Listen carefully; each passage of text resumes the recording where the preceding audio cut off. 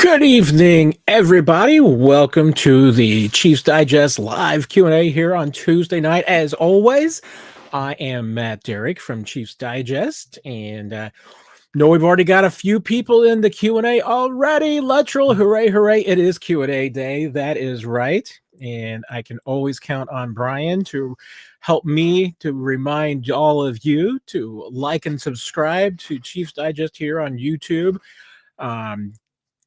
If you're not already following me and Nick on Twitter and all your other social media channels, Nick's doing a much better job. He's beating me in the blue sky engagement. I keep doing that in intermittent fits. I need to get more regular at posting over there. So you can find us anywhere and everywhere, hopefully, on your various social media platforms. And I would assume that if you're watching the Chiefs Digest YouTube channel here, that you already like and subscribe. But if you haven't, please make sure that you do, because that helps other people find the channel as well. And I'm really excited because over the next month, got a lot of great content planned for draft week, draft day, draft month. Nick and I have been planning out. We've got a lot of shows planned for April. We obviously have had a few of our draft episodes and interviews with Kansas City area players, even one player, not necessarily from Kansas City, but a player that Nick likes. Maybe would be a good fit for the Chiefs. We hope to have a few more of those down the road and a few more experts. A lot of fun interviews in the month of April coming up.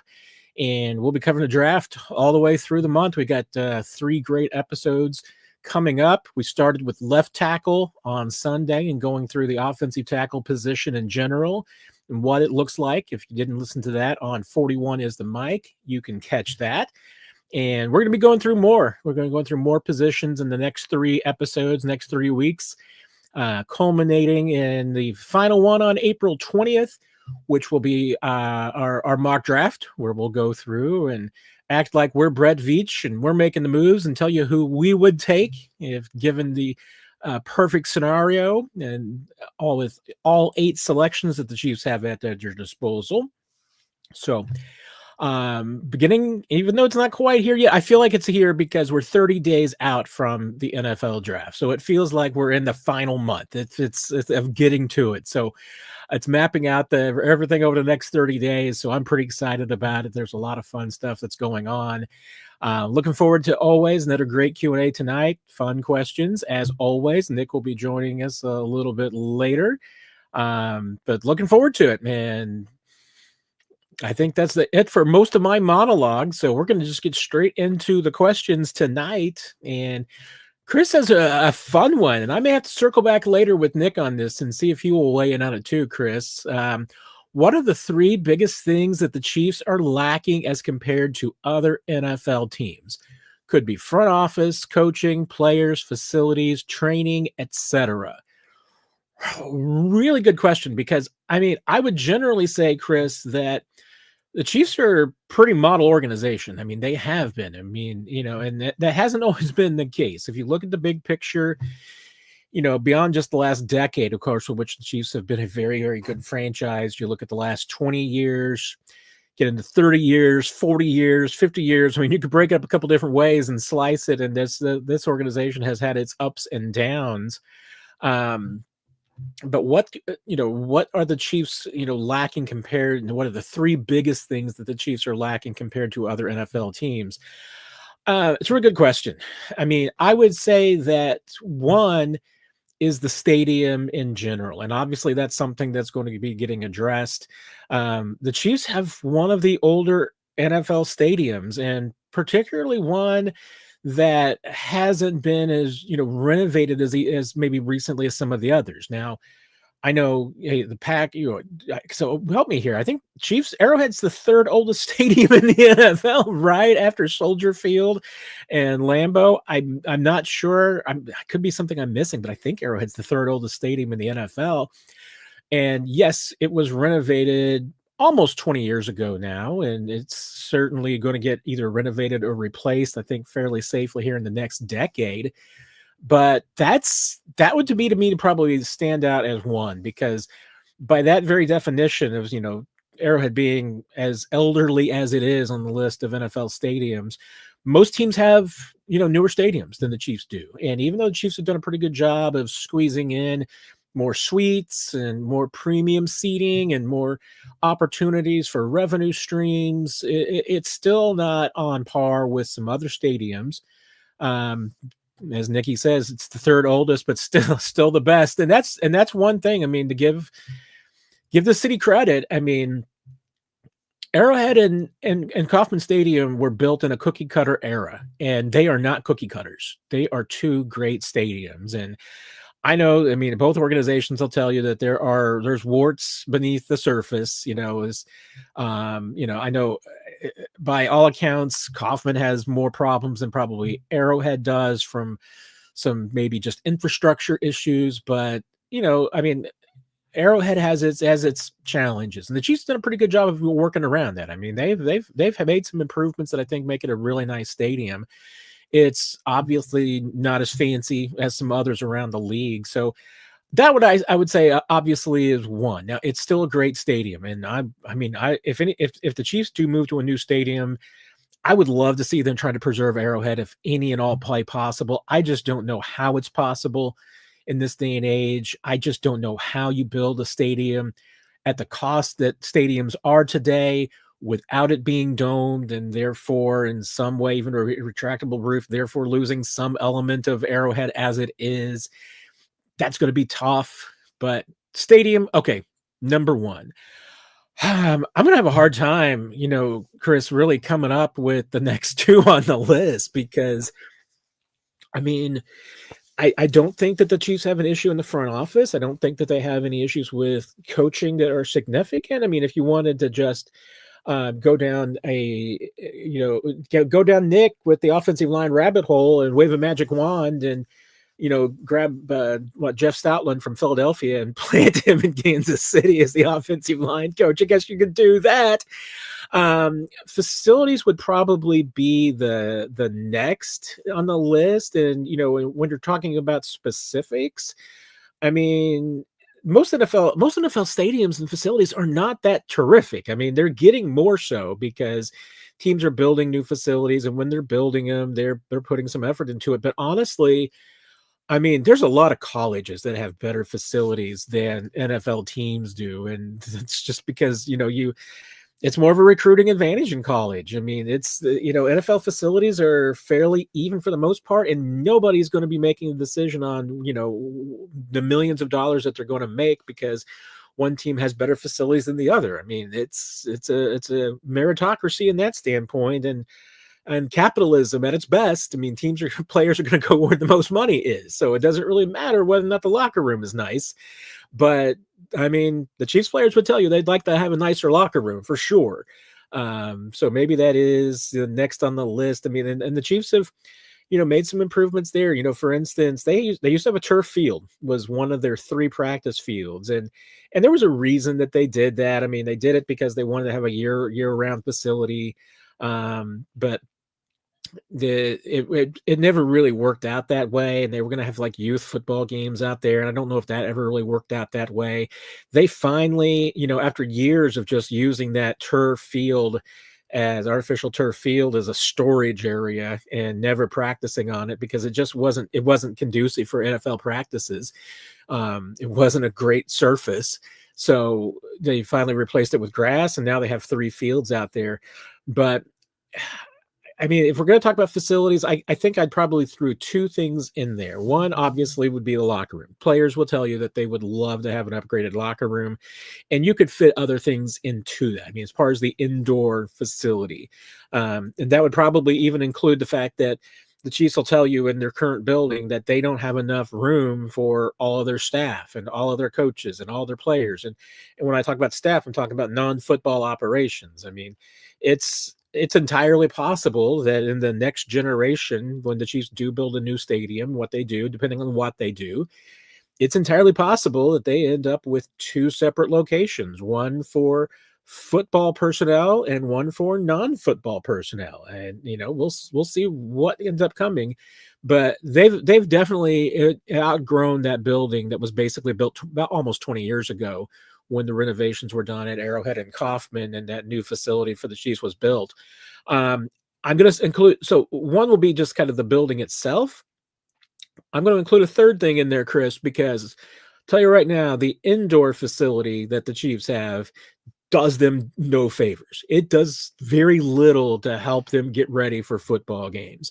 It's the turf in there. The players hate it.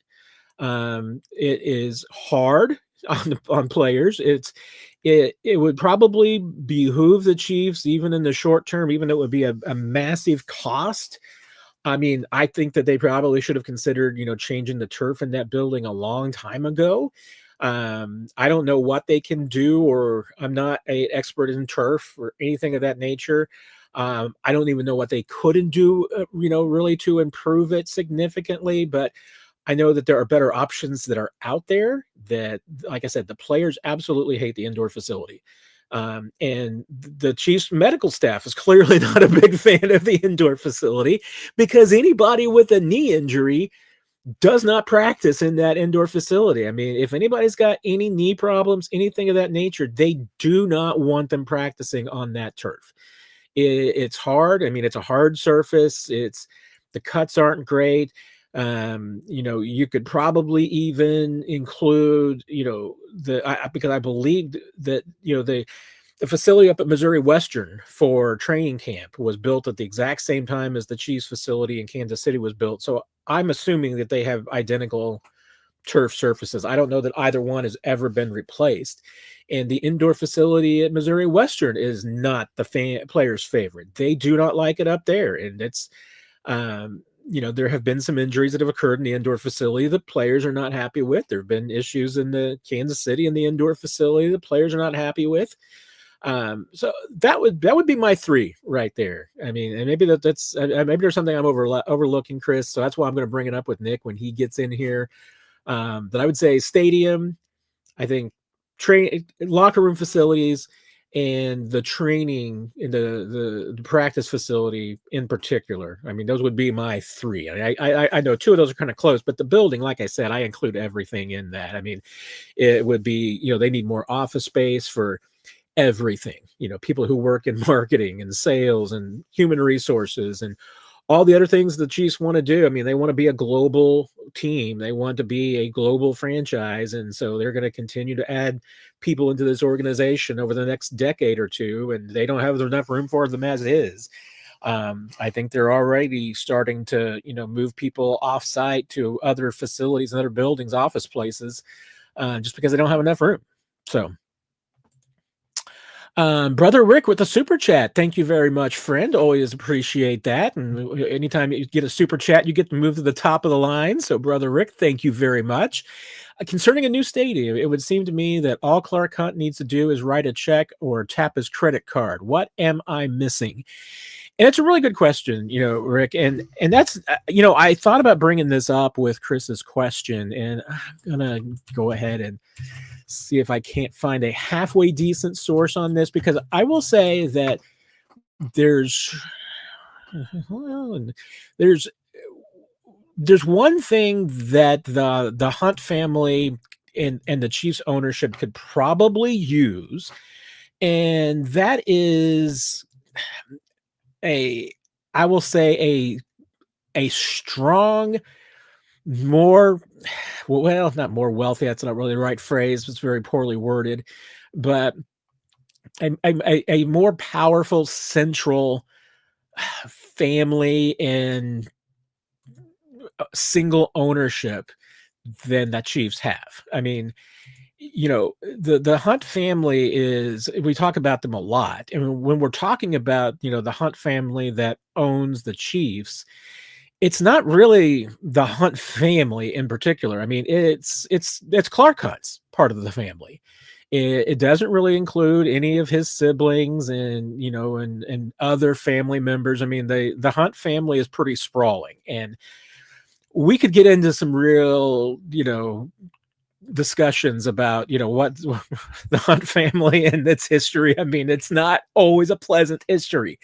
And there are family members of the Hunt family who are a little persona non grata for different reasons. And I'm not even talking about once again, the Clark Fund family, part of the business. I mean, if you want to go down a rabbit hole sometime, look up from 50 years ago, the Hunt brothers that were not Clark, not did not involve Lamar, but the Hunt brothers who tried to corner the silver market. I mean, there's some different aspects of the Hunt family that all comes down from the H.L. Hunt side of things and his kids, and they're divided up. I mean, it's Lamar's portion of the family. The family, I know I see the number out there is like $24.8 billion that the family is worth, but that's not the case of the Lamar Hunt portion of the family. Lamar Hunt family, I mean, it's a pretty, I'm not gonna lie. I mean, it's a wealthy group itself.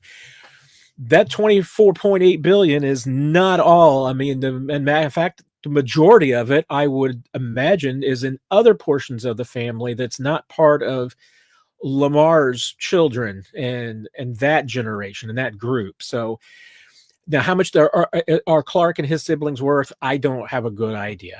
I've never seen a really good number out there. Are they all billionaires combined? Sure, they are.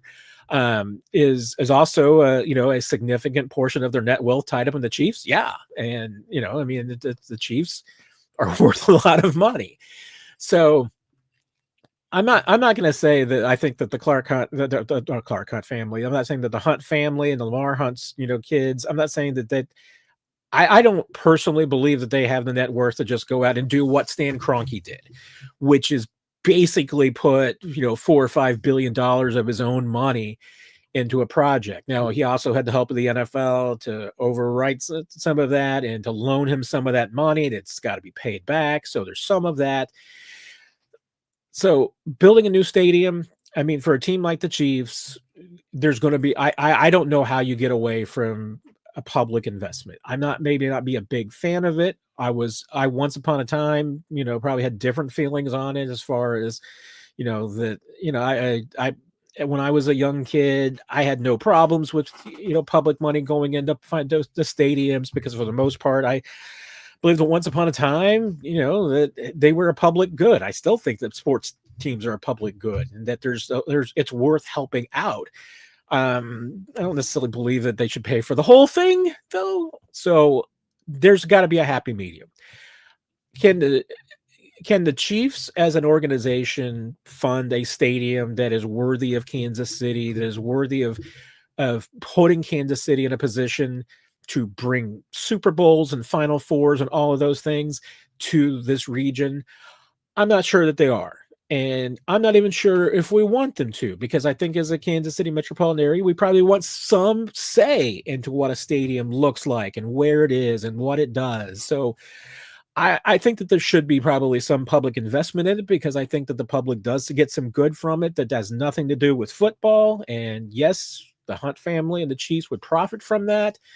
But I think also, like I said, I mean, it's successful, and this is the biggest thing, is that when I go around the country and I've traveled and with the team and going to different places, successful stadiums are tied in with the community in some way. The ones honestly, one of the least successful stadiums, unfortunately, around the country as far as connecting to the community is honestly Arrowhead and Kaufman. I mean, they were built of the build it and we will come philosophy, and nobody ever came.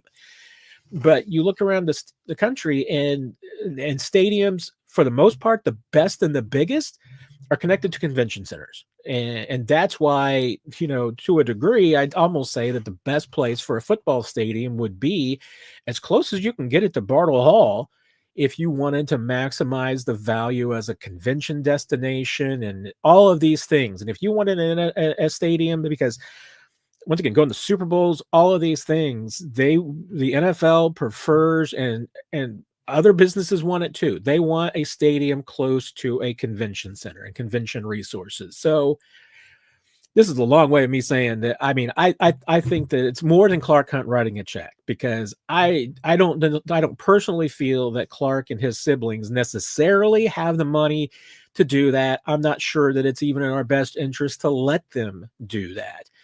I think that there's probably still some legitimacy and public ownership, so that there's some public say in how the stadium is used and how they draw businesses and conventions and all of these events to Kansas City. And if you're ever going to get a Super Bowl or a Final Four, or honestly, I mean, if you want the biggest and best conventions in the world, to come to Kansas City, those can be just as big, if not bigger, than Super Bowls. So if you want that, you need to have some public involvement and investment in it too. So I think it's complicated, and you know what you want in a stadium, obviously, where you put it, all of these things. I mean, if you want something that looks like SoFi or Mercedes-Benz in Atlanta, you're gonna have to spend more money. And those are nice places. Now, you're fortunate that land and labor in Kansas City are cheap, so they're probably you could get the same for less in Kansas City as far as the amenities go. But I think it is more complicated than just the Hunt family writing a check, because like I said, I get it. They're billionaires. They can afford a lot, but is it in their best interest and our best interest for them to just go off and do it on their own? I'm not sure about that. So I don't think you're necessarily missing anything, Broderick, but that is the one thing I will say, is that I don't know that we have a really good grasp, because like I said, I looking around, you see the number that the Hunt family is, worth almost $25 billion. But, you know, for instance, I don't, Lamar's side of the family doesn't necessarily have as much of a connection to, I think, the petroleum side of things, and some parts of the Hunt family resources and enterprises. I mean, that was the brothers and sisters of Lamar, and I think there's some aunts and uncles maybe that were even in there too. But I mean, if you're just looking at everything that came down from Lamar's father and spread out, I mean, there's like 6 or 8 branches of the Hunt family that all get included in that $24.8 billion. And like I said, a lot of them have nothing to do with the Chiefs and aren't involved in the ownership at all whatsoever. So it's a complicated, messy situation, but all families are. I just wish that my family had $24.8 billion to fight over and figure out what to spend it on. Appreciate it, Brother Rick. I hope I answered the question in some way. I mean, I do think it's a complicated topic, but so I hope I answered it in some way for you. Dog Petter, would Chiefs ever consider Jawan Taylor moving to left tackle? It was speculated when he first signed, and it could help justify the money he is making. I know you signed Jalen Moore, but could Taylor moving be a possibility? I think it's always going to be a possibility, but it's never going to be the Chiefs' preferred possibility. Yes, it was a topic when they signed him, because remember when the Chiefs signed Jawan Taylor, they didn't have a left or a right tackle. They had no one. So, it was literally, what was Brett Veach trying to do? He was trying to go out and get the best tackle he could in free agency that year. And they took a big swing at Trent Williams. They tried to get that done. Didn't happen. So after that, where'd you go? They went to the next best option. And they thought that was Jawan Taylor. And they felt like by signing Jawan, even though they signed him to obviously left tackle worthy money, and they felt like he could play left tackle in a pinch if needed, he was better on the right side. So the intention all along was, hey, you've got a right tackle. Now you can draft. You might have, but you were probably going to have to go more affordable on the left side, because when you're paying your right tackle $20 million a year, you're going to have to be saving money somewhere. You can't necessarily pay $20 million to a left and a right tackle. So that was a possibility. I mean, the Chiefs, now they've known more about Jawan Taylor than when they signed him. I think they would tell you he's a right tackle. They don't want to move him to the left side. I think they feel like that it would be a detriment to his game, that it would be more than it maybe he could handle. They feel like just not messing up what they have on the right side. And, and Jawan, hey, has his pluses and minuses as a right tackle. The challenge is that I think if you moved him to the left side, you'd probably have more challenges. I mean, it's a tougher assignment. There's absolutely no doubt about it. So I don't know that it would necessarily solve anything. I think that the Chiefs feel like it would probably create more problems than it would solve, just simply because he's better at right tackle. So, and I get it. I mean, hey, if Jawan Taylor on a scale of 0 to 10 is an 8 at right tackle and you moved him over to the left side and maybe he's a 7, could you still get someone on the right side who's maybe a 7 instead of a 3 and therefore be stronger? Maybe. But I think that door has closed, especially because you look contract wise. The Chiefs have Jawan Taylor for one more year. I mean, he's got 2 on his contract, but this deal was always intended to really be an out after year 3. He'd still have some dead money in year 4, but has a pretty big cap number. So the intention all along is that this is probably going to be the last year for Jawan Taylor. And I don't think that the Chiefs see any. I've never gotten the sense that the Chiefs feel like there's any upside to moving him to the left side. So from the justifying the money that he's making, the justification to the Chiefs is that they needed a tackle. They needed somebody to man either right or left tackle for 3 years, and it didn't matter how much that player cost. They just needed to solve that problem for 3 years. Did he solve it?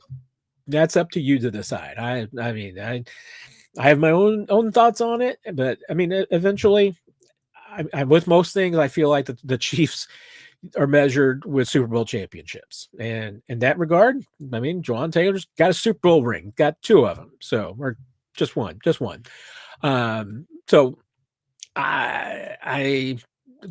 I think you got to say at least it worked for what their purpose was. Did it work as well as they intended? Well, probably not, because I think if it worked as well as they intended, they'd have 2 Super Bowl rings. But I've never gotten the sense that the Chiefs feel like that there's any benefit, any upside to moving him to the left tackle, and they're going to keep him at right and try and solve the left. Pano, hello to you as well. Number 1 choice in the draft, best player available or a certain position. I am always going to be best available player for life. That is always where I will go and always what I would take, Pano. You have to. You can't. I mean, you really need to be doing it at every single pick in the draft, even in the 7th round for the most part. But especially first round pick, you've got to stick to your board. You've got to take the player who is best available, because when you try to outsmart the board and get creative and do anything outside the box, you make bad choices and you end up with picks that you regret. And and I point and go. I'll always go back to the Breland Speaks pick. And I don't blame Brett Veach for that, because that was a confluence of a lot of circumstances. I mean, the Chiefs, with the way that the roster was built, that, hey, John Dorsey built the roster and Brett Veach was kind of dealing with the aftermath of that roster. You made your move to get Patrick Mahomes. So you gave away a draft pick and you gave away your first round pick. So that limited you a little bit too. But let's face it, Brett Veach went into 2018 where he needed to come out of that second round with an edge rusher. He knew it. We knew it. Everybody in the NFL knew it. And all he had was a late second round pick, and you had to get one. So what's he end up doing? He had to end up, making a deal, even move up to get Breland Speaks. That's the kind of pick that you end up making when you're forced to pick a position at a certain point in the draft, and you just can't put yourself into those spots. And that's why, once again, I mean, Brett Veach, his philosophy before that and even now, certainly after that, is you need to be able to have a playable roster. You need to feel like you've got something at every spot on your 2 deep roster going into the draft, so that you don't have to come out with a specific player at a specific spot. Maybe Chiefs felt like were a little bit like that last year at left tackle in the second round. I don't know. I think that they still got the player that they wanted. Maybe it just didn't work out the way that they wanted it. So, I mean, I'm always going to be best available player, and I think the best available player in this draft, late in the first round, is probably going to be a defensive lineman, just because it's such a deep draft. But your mileage may vary. We'll see. Luttrell, do you have a favorite insider, and why is it Dove? I assume that's a joke because of all the controversy around that Twitter account. So maybe you're going to ask, why is it not Dov or Dove or whatever he goes by, how you pronounce it? And I don't even know if he's actually even running that account anymore and everything. That's really crazy. I mean, I probably shouldn't. I don't know if maybe should I answer this question? I mean, I don't know. I have, even though I've been, I guess there's probably reasons, and I haven't met him. I've only had interactions with him online, and I will say that as he was coming up through the ranks, and I understand he's got a lot of money behind him and coming up the ranks, but Jordan Schultz has always been really good to me, and so I can't say anything bad about Jordan Schultz. I'm pretty happy for him as far as getting to the point he is in the world. I get it. He's got some things going for him that help out, but yeah. And I don't have anything bad to say about Jordan, where there's other NFL siders that I'm not going to mention that I've just heard some things that I don't like, and I've seen some things that I don't like, and I'm just going to leave it at that. So there you go. That's my philosophy. Chris, with NILs and players transferring left and right, will this rookie class be the most difficult to coach? That's a really good question. I think it is worth asking, as far as, coaches and what they see and with the players. I can see good and bad from that, Chris. I mean, I can see a little bit of, hey, players are going to be coming into the league now with some money that they've had the experience. So, the money, both good and bad, they've had some money, so maybe they're going to be a little spoiled and a little entitled. Of course, players have been coming in that way because they've been treated, differently for years and decades. So there's always been some players a little bit like that. The players who I think succeed the best are the ones who are not that way, that always are hungry, that treat people the best, treat them with respect, all of those things. I think that kind of thing rises to the top. I think it's really hard to be a really good NFL player and be a jerk at the same time. There's obviously some guys that pull it off, but at the same time, like I said, I mean, there's good and bad in it. I mean, it's the other part of it that might be good for NFL coaches, if you're thinking about it from that standpoint, is that these guys are starting to get treated like professionals. So, there's college coaches that now are like, wait a minute, dude, you're making $500,000. So we're going to expect more of you when you were just here on scholarship. So I think that's probably there's a little bit of that too. I think it's good and bad. And I've heard a little bit from some coaches, because obviously it's just been slowly but surely coming in. Each year, I think, is probably going to be more and more of an impact. So this is a question that definitely I think is going to get more answered in the next few years. This year might be a good measuring stick to just see what coaches are seeing with new players coming out in training camp, and maybe taking their temperature there. But like I said, I can see some good and bad in it. Obviously one thing that, teams in the NFLPA has always had a focus on is trying to teach players how to deal with their money. And, there's rookie symposiums and training that's all about that. I mean, they'll do classes for rookies on saving their money and how to deal with friends and family and, people who ask you for money, and how do you protect yourself, how you should be budgeting, all of these things. And now colleges are having to do that because they got to be, teaching these kids how to deal with the money that they're getting from NIL in college. So they're probably coming in with more experience in that regard. You're probably going to have some players who are coming in having just made more money in college than they're making on their rookie deals in the NFL. So there might be some players who are like, wait a minute, I'm playing for less money now than I was last year. What's the deal here? So I can see it going both ways, but I think that's a really good topic, Chris. I'm gonna put that on my list of questions and stories to ask about it. And there's probably going to be some others out there too. So I think that's a really good question to check into as time goes by. Pano, Chiefs need new schemes of offensive attacks. They have some real boneheads, head scratchers like the Super Bowl, 7 runs. Oh my goodness. Nick's thoughts. Well, we can definitely get you Nick's thoughts because he's definitely has some pretty strong feelings about that as well.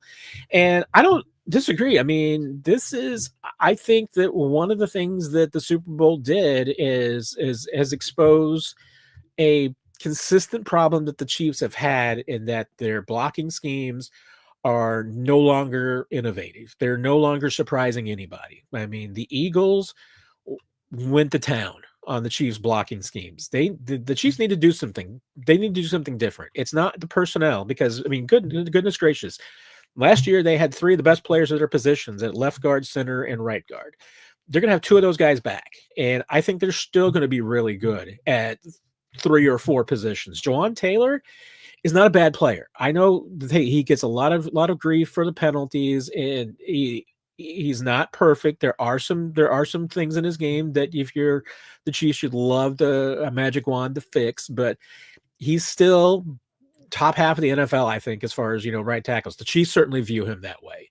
They view him as being one of the, I think, top half of the tackles in the league. They might even say top 10. I don't know, but the Chiefs view Jawan Taylor as a really good player. And yeah, they got run on. They got roughed up pretty bad in that Super Bowl. And teams are going to go to school on what the Eagles did. And that's why the Chiefs, I mean, they can't continue doing what they've done. They're going to have to continue to evolve and to change. They're going to have to do things differently up front, different schemes, different attacks. This has got to be a transformation year, and that's why I think this is a big year for Andy Heck. I mean, if the Chiefs don't run the football successfully, if they don't protect Mahomes better, if they don't have a better showing in the postseason, I mean, that's how the Chiefs are measured. If they get beat up again like they did this year in a playoff game, it's going to be a problem. So yes, it is not just entirely personnel. And Pano, I'm with you. It needs to be schemes of attack there. Yeah. Lateral, the sport coffee Gatorade. Funny you should mention that because yes, I do have Gatorade Zero here, right here, if I need it at some point. If I run out of iced tea, which is my other big vice as far as beverages go. So I'm once again trying to get off the Dr. Pepper. I've had some slips. I've had some collapses of late. So I need to work on that. So appreciate that, Luttrell. You're the best. And I saw Steven Demon saying checking in. We'll catch the replay later. Hey, you can always do that, folks. I'll understand if you need to pop in and ask a question and take off. You can do that. We allow that here. And you can also, hey, if we don't get to your question or I overlook it, or you have a question that pops up during the week, remember, bring it, ask it on the YouTube channel in the comments section. You can hit us up on Twitter. Some of you I know email Nick. I mean, if you're going to email Nick, email him a really good question. That's all I say.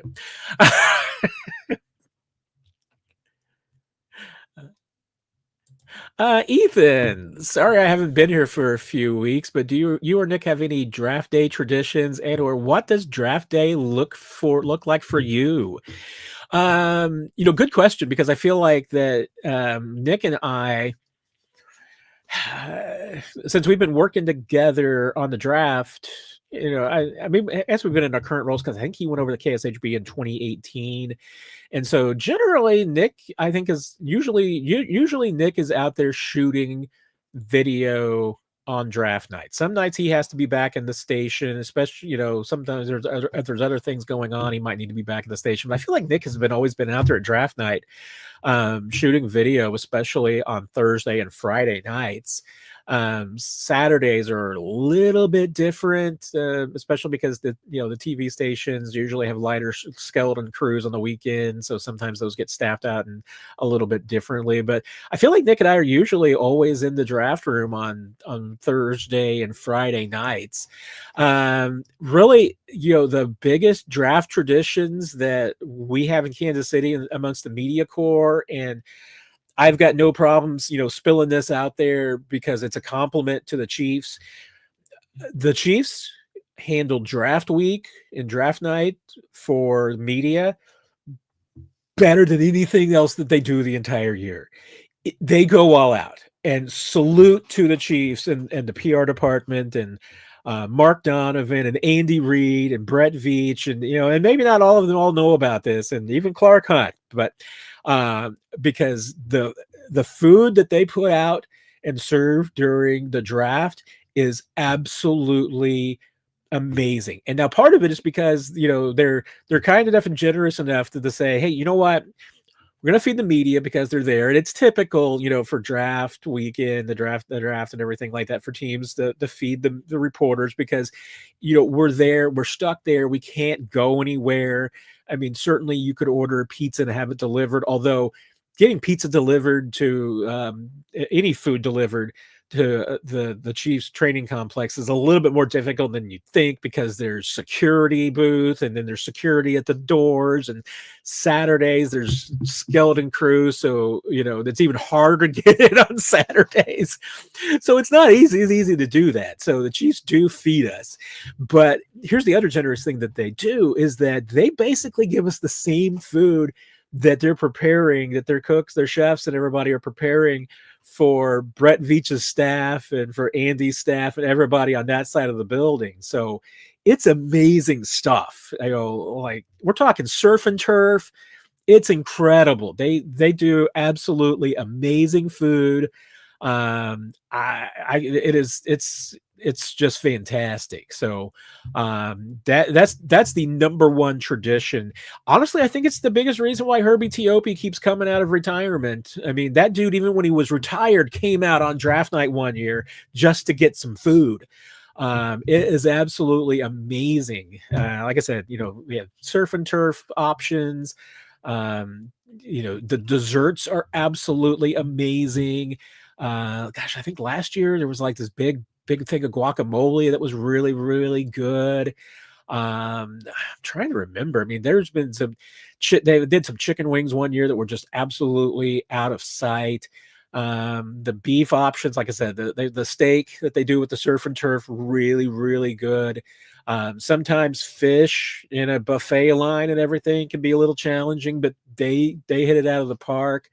Then there's like on Saturday morning when you start, there's breakfast options. There's a breakfast bar with like croissants and fruits and juices, and then there's eggs and bacon and potatoes. I mean, I could go on and on. So that's my draft day tradition, and I'll say my only other one that I love to do. I just love to get there early, so I'll get there, usually by 2 or 3 o'clock on Thursday because I just love being there for the draft. Just period. It's just so much fun, and if you're just watching, the previews and everything on NFL Network and ESPN, I'd rather be doing that, with all my coworkers in the media room than anything else. So that's a lot of fun. That's my little secret there, at least of what I like the most about the draft week and everything. Mr. Pibb still has sugar in it, Brian, so that's not going to do anything. And yes, Nick and I, we worked on some lighting tricks over the weekend, and I tried a few things differently. So hopefully I'm starting to look more like I have some, actual blood flowing through my face. So I'm glad somebody noticed the lighting. It's been improved than what we usually get around here. So we're trying to raise the standards here. Let's see. I know Ethan, and there you go. Talking about, you want to do another facelift at Arrowhead? I wouldn't mind that. And if the Chiefs move downtown, hey, it gives the Chiefs a lot to play with out at the Truman Sports Complex. The larger media room would be an absolute must for all of us, but I'm sure it's the last thing on the list that the Chiefs want. Daniel, would you be disappointed if the Chiefs decided to draft Josh Simmons at 31 if he was there? I'd be a bit touchy on it given the injury, but feel like Veach should be trusted more than he is. I think you put it a great way, Daniel, and that's my philosophy on it. I mean, is that, hey, if I was the GM based on the knowledge that I have and what I know about the Josh Simmons injury, I would have a lot of heartburn about taking him at 31. I might have heartburn taking him in the second or third round. I mean, to me, I see this as, I get why teams weren't touching Trey Smith, why they were worried about him, and why he was available to the Chiefs in the sixth round. It's a different position.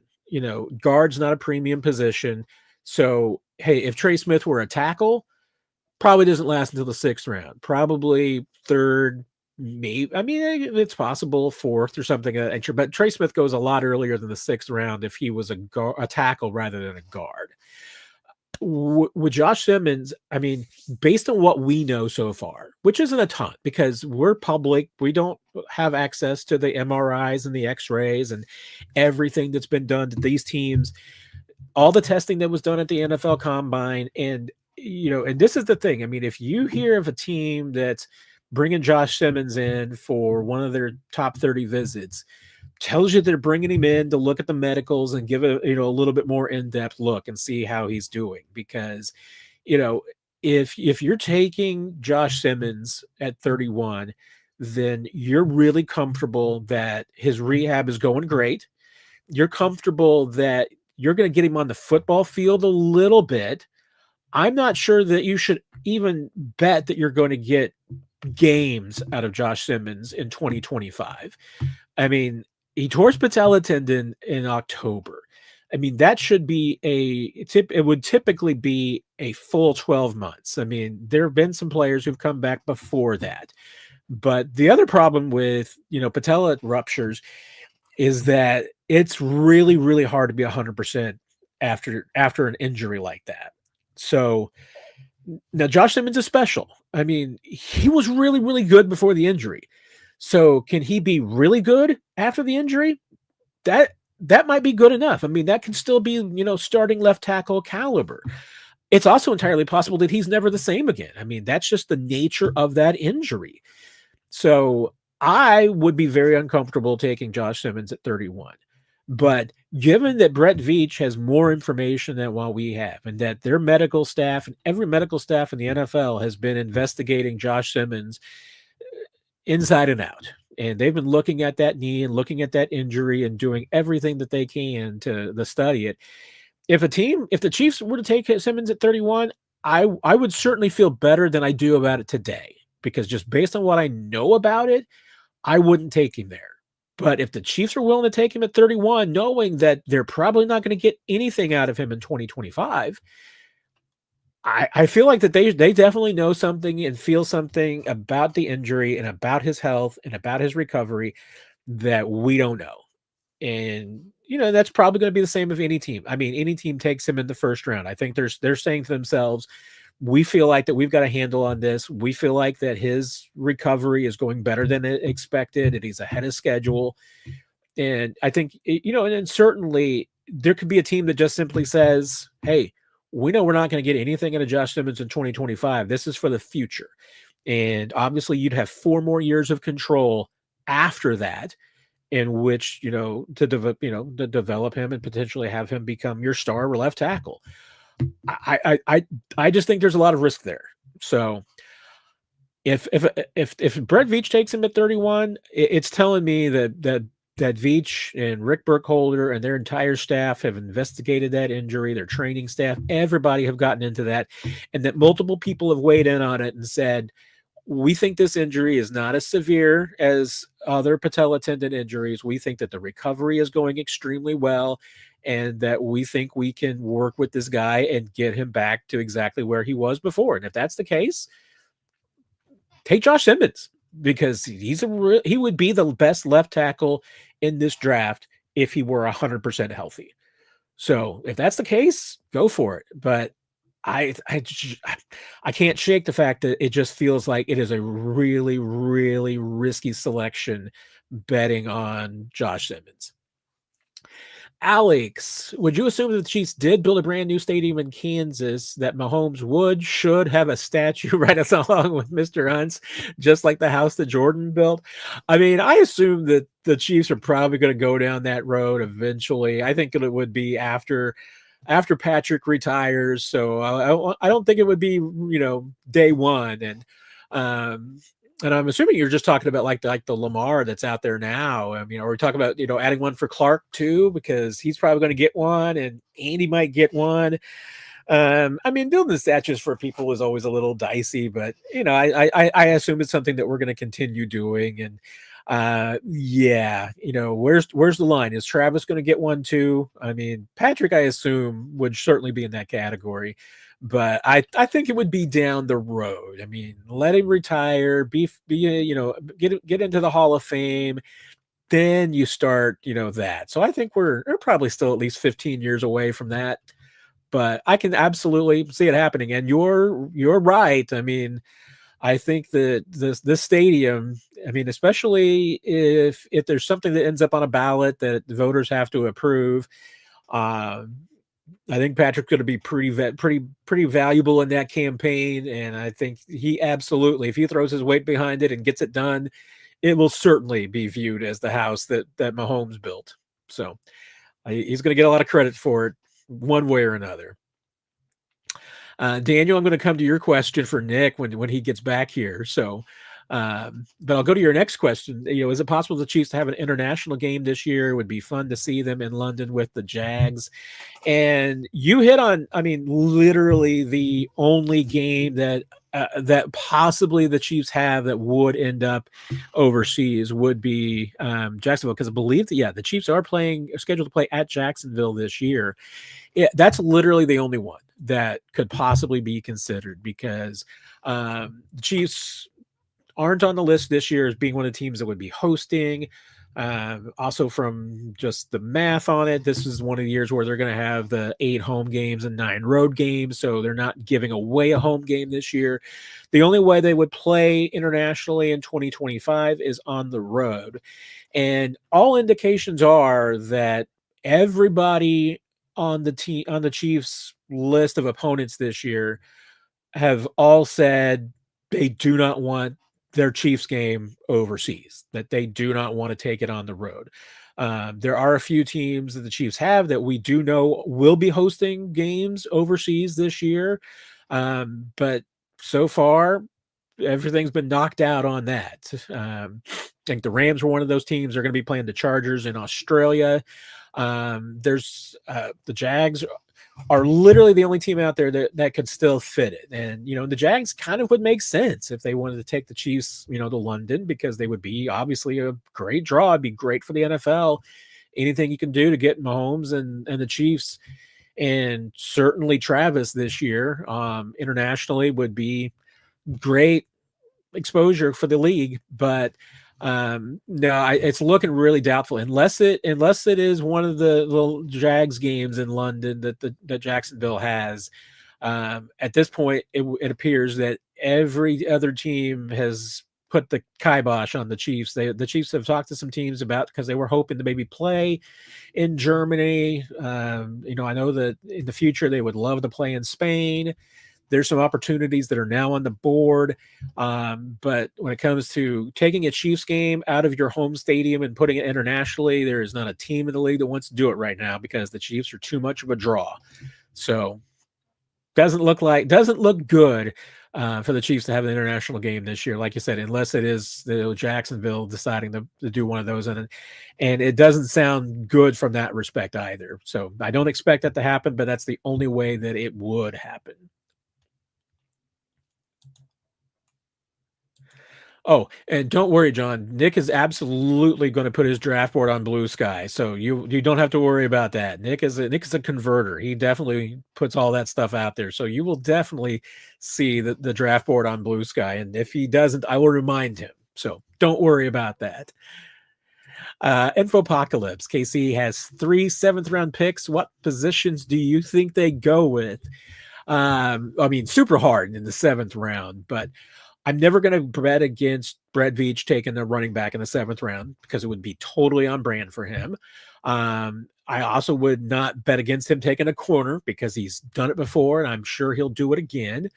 And I mean, what else? I mean, it could be almost anything. I mean, offensive line's always a good direction, and Brett, I think a lot of NFL GMs are like this. His biggest value, what he sees with seventh round picks, is using them on players that you know that you're not going to be able to sign after the draft as a undrafted free agent. I mean, that was kind of one of the reasons why they drafted Trey Smith in the sixth round, because they knew at that point, even that late in the draft, I mean, that point on Saturday, players and their agents are already talking to teams about, deals, and sometimes it even happens before the draft. Hey, you got team will go to an agent. Hey, you got a player we really want. If he doesn't get signed, we'll make an offer. Here's what we're willing to offer. So don't sign anything till you talk to us, because we want this dude. Even on Saturday, it'll start happening with players. And I know, hey, Trey Smith had a deal. He had an offer, a firm offer to sign with a team if he went undrafted. And that's why the Chiefs knew that. They knew that the only way they were going to get Trey Smith was the draft team. And that's happened with other players in the past too. I mean, they've taken some seventh round players because they just knew that there was no way that they were going to draft them, be able to sign them as a free agent after the draft. So they picked him. One year, I believe Brett Veach even kicked one of his seventh round draft picks, traded it into the next year's draft, because he didn't have anybody he needed. He didn't have anybody he wanted. There wasn't anybody that, that they weren't going to be able to get an undrafted deal with. So he punted it into the next year so that he could do that. I believe there was also a year that they had a player that they really wanted.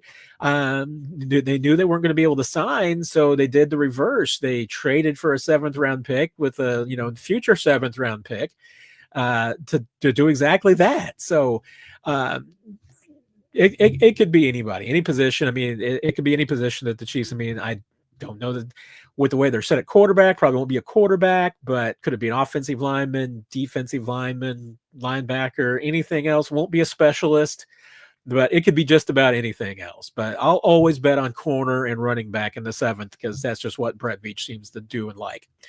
Marion, who do you think the Chiefs are taking in round one?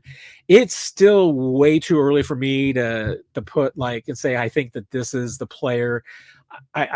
I still think that it's most likely going to be a defensive lineman, just because that's where the depth of this draft is and where I think there will be the most talent available. Once we get a better grasp on, and remember, this is the latest that we've seen where every team in the NFL has their own first round pick that belongs to them.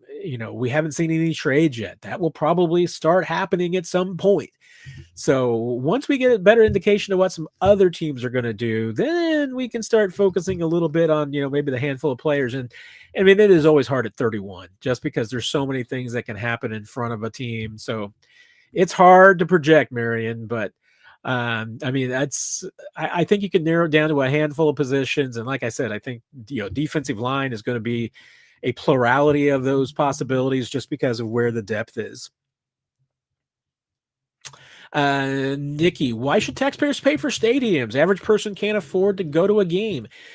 Legitimate point. And I will say that is at least one thing that is a benefit in Kansas City with Arrowhead Stadium and with Kauffman Stadium in Jackson County, because not every municipality and county and local government has done what the Chiefs and the Royals in Jackson County did, which Jackson County has, and it's not as good as it used to be. I mean, I online ticket purchasing and all these things have really changed things, because I'm old enough to remember when, Jackson County's ticket, residents got to buy their tickets first, and you got to go in person and you had to stand in line. And yes, it was a terrible pain in the neck, but you got tickets before anybody else did, before anybody outside of Jackson County. As a Jackson County taxpayer, you got that first crack, and you still do. I mean, the advantage is, like I said, it's not as great as it used to be, because I think it's only an hour now that you get those tickets on sale. And with ticket resellers, there's probably fewer tickets available than there used to be. That's not great. And yes, the best tickets are way too pricey. But that is one thing that if a local government, joins up with the Chiefs and gives them any money, or the state of Missouri or Kansas gives them any money, they absolutely should keep that provision in the lease, which is that taxpayers that are supporting that stadium should get a crack at tickets. And I think there should be, a little bit a break too. I mean, that it's a discounted ticket, not just an opportunity, but a cheaper ticket than what other people get to pay for. Now, I get it. There's a terrible way to try to enforce that because of the resellers, and you don't want that to become so. Somebody smarter than me would have to come up with a mechanism for enforcing that and making sure that the tickets don't end up in the wrong places and then resold to the wrong people. That wouldn't be ideal, but I completely get it. And I completely get the point that, hey, government should just not be involved in the stadiums at all. That the NFL makes enough money, these teams make enough money, that go finance their own stadium. And, if they can't pay cash for it, take out a loan and do it that way and finance it, and pay it off against future revenues. I completely get that. I don't think there's anything wrong with that. I mean, I think both arguments have legitimacy. So I don't think the taxpayer should be paying for all of a stadium. I think there's some benefits to paying for parts of a stadium, just to be an investor, to control a little bit about what you do. But if your viewpoint is that taxpayers shouldn't be paying for stadiums at all, I can't tell you that you're wrong, because that's a legitimate point. Chiefs fan 1587. Do you think the Chiefs will take a running back in the first 3 rounds of the draft this year? Distinctly more possible than in most years, because this year's running back class is really stacked. I mean, there's going to be good running backs. Usually I say that the one thing that you can't find late in the draft or on day 3 is speed.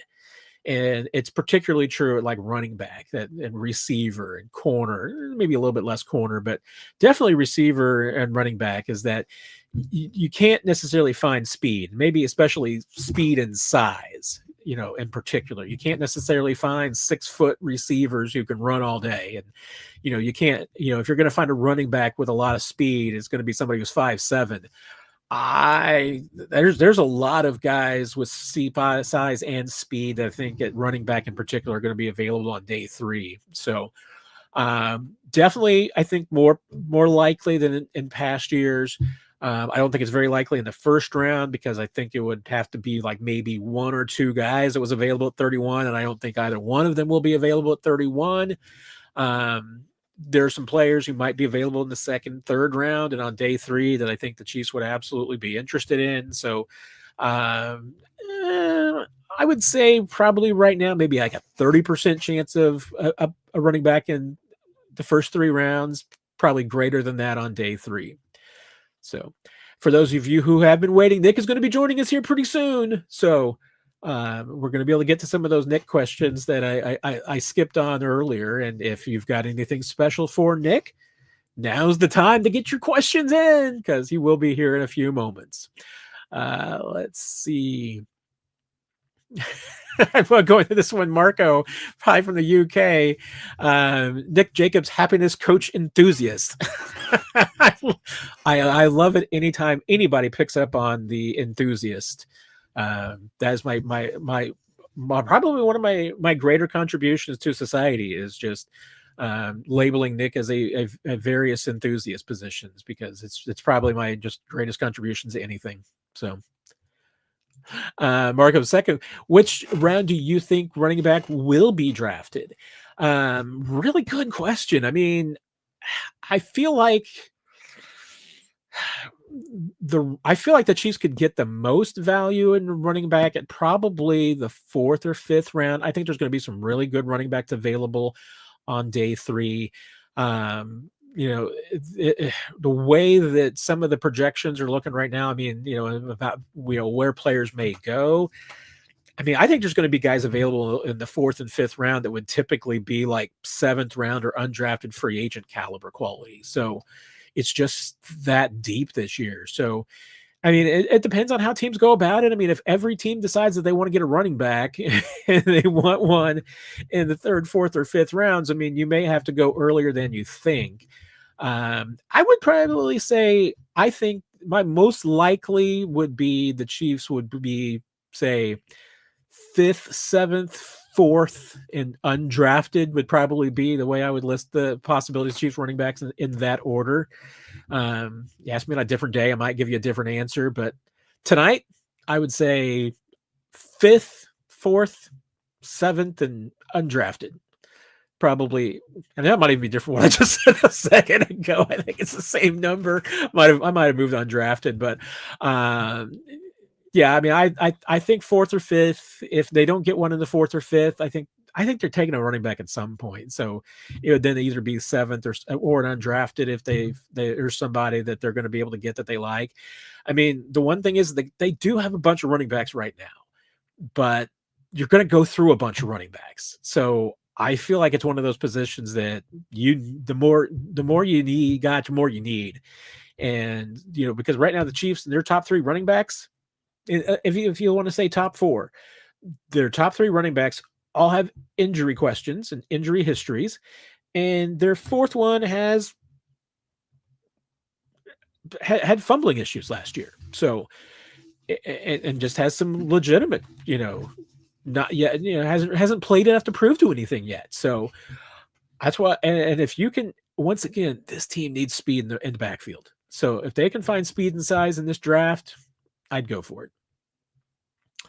I mean, that's why I would say, Neo, that the floor, I mean, you're still going to probably find some undrafted rookie free agents. So I don't think there's a problem. I mean, like I said, I think you're going to find really good players in the 4th or 5th round.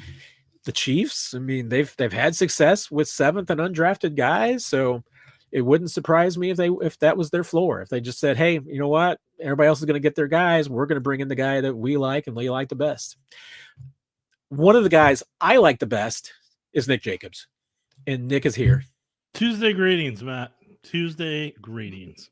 Greetings to you, Nick. How are you this evening? I'm here. That's half the battle. You're here, and that's half the. I feel the same way most days. So, well, we have that in common, I guess. We have that in common. Is there anything you need to get off your chest tonight, or Nope. Do you have any buttons that can be pushed? I don't know. It's an Easter egg hunt. Okay. I love it. You gotta find the Easter egg yourself. I can't just tell you, hey, here, do this. You know what? I completely missed this one earlier when I was just going through. So I feel very, very bad now. Well, actually, wait a minute. It shows up as being from 10:09 p.m. So I have no idea. Heartthrob. Now I have no idea where this grocery store know I was a heartthrob. You're a heartthrob. Let them know. I have no idea where this question came from. So we may have even answered it last week. But there was a question that was specifically pretty much up your alley. So I was set to ask it to you, Nick, because I didn't want to, waste anyone's time. And now I can't find the question. So I know, but there was a couple of them. So we'll go with one of them. I had my thoughts, but would you like to share with Pano? Chiefs need new schemes of offensive attacks. They have some real boneheaded head scratchers like the Super Bowl. 7 runs, OMG. Nick's thoughts? Well, I mean, you can be upset about the 7 runs, but you need a dynamic running back to help keep you in the ball game. So that's what you need more than anything else. You have a dynamic running back who can keep you in that ball game as both a pass catcher out of the flats and also as a runner. Then maybe you run the football more in key situations and crucial situations. You didn't have that last year. Kareem Hunt's a short yardage back. Samaje Perine was running on empty. Isaiah Pacheco wasn't the same as what he originally was before the injury, which is a straight line back to begin with. So if the Eagles are dominating the line of scrimmage, it really doesn't matter. You can keep running the ball. You're just running into a brick wall. So that was the choice they had to make. They made the choice, and it didn't matter. Because the game plan, no matter what they tried to pivot to in the game plan, I promise you they pivoted a handful of times. Guess what? It wasn't working. The Eagles had their number. And here's an example I'm going to give to you right now. I saw recently somebody tweeted a photo about how innovative this block was that the Chiefs had that they used, where they pulled the center and had them kick out the end off the side. And I'm like, that's not innovative. Andy Heck's been using that since Mitch Morse was the center against J.J. Watt. And that's over a decade ago at this point. So that was whenever Travis Kelce did the windmill punch of the football early in the season. So, I mean, like what the Chiefs have in their blocking scheme, like it's been there for a decade for the most part. Like that's been there. So, I mean, the Eagles knew how to attack it.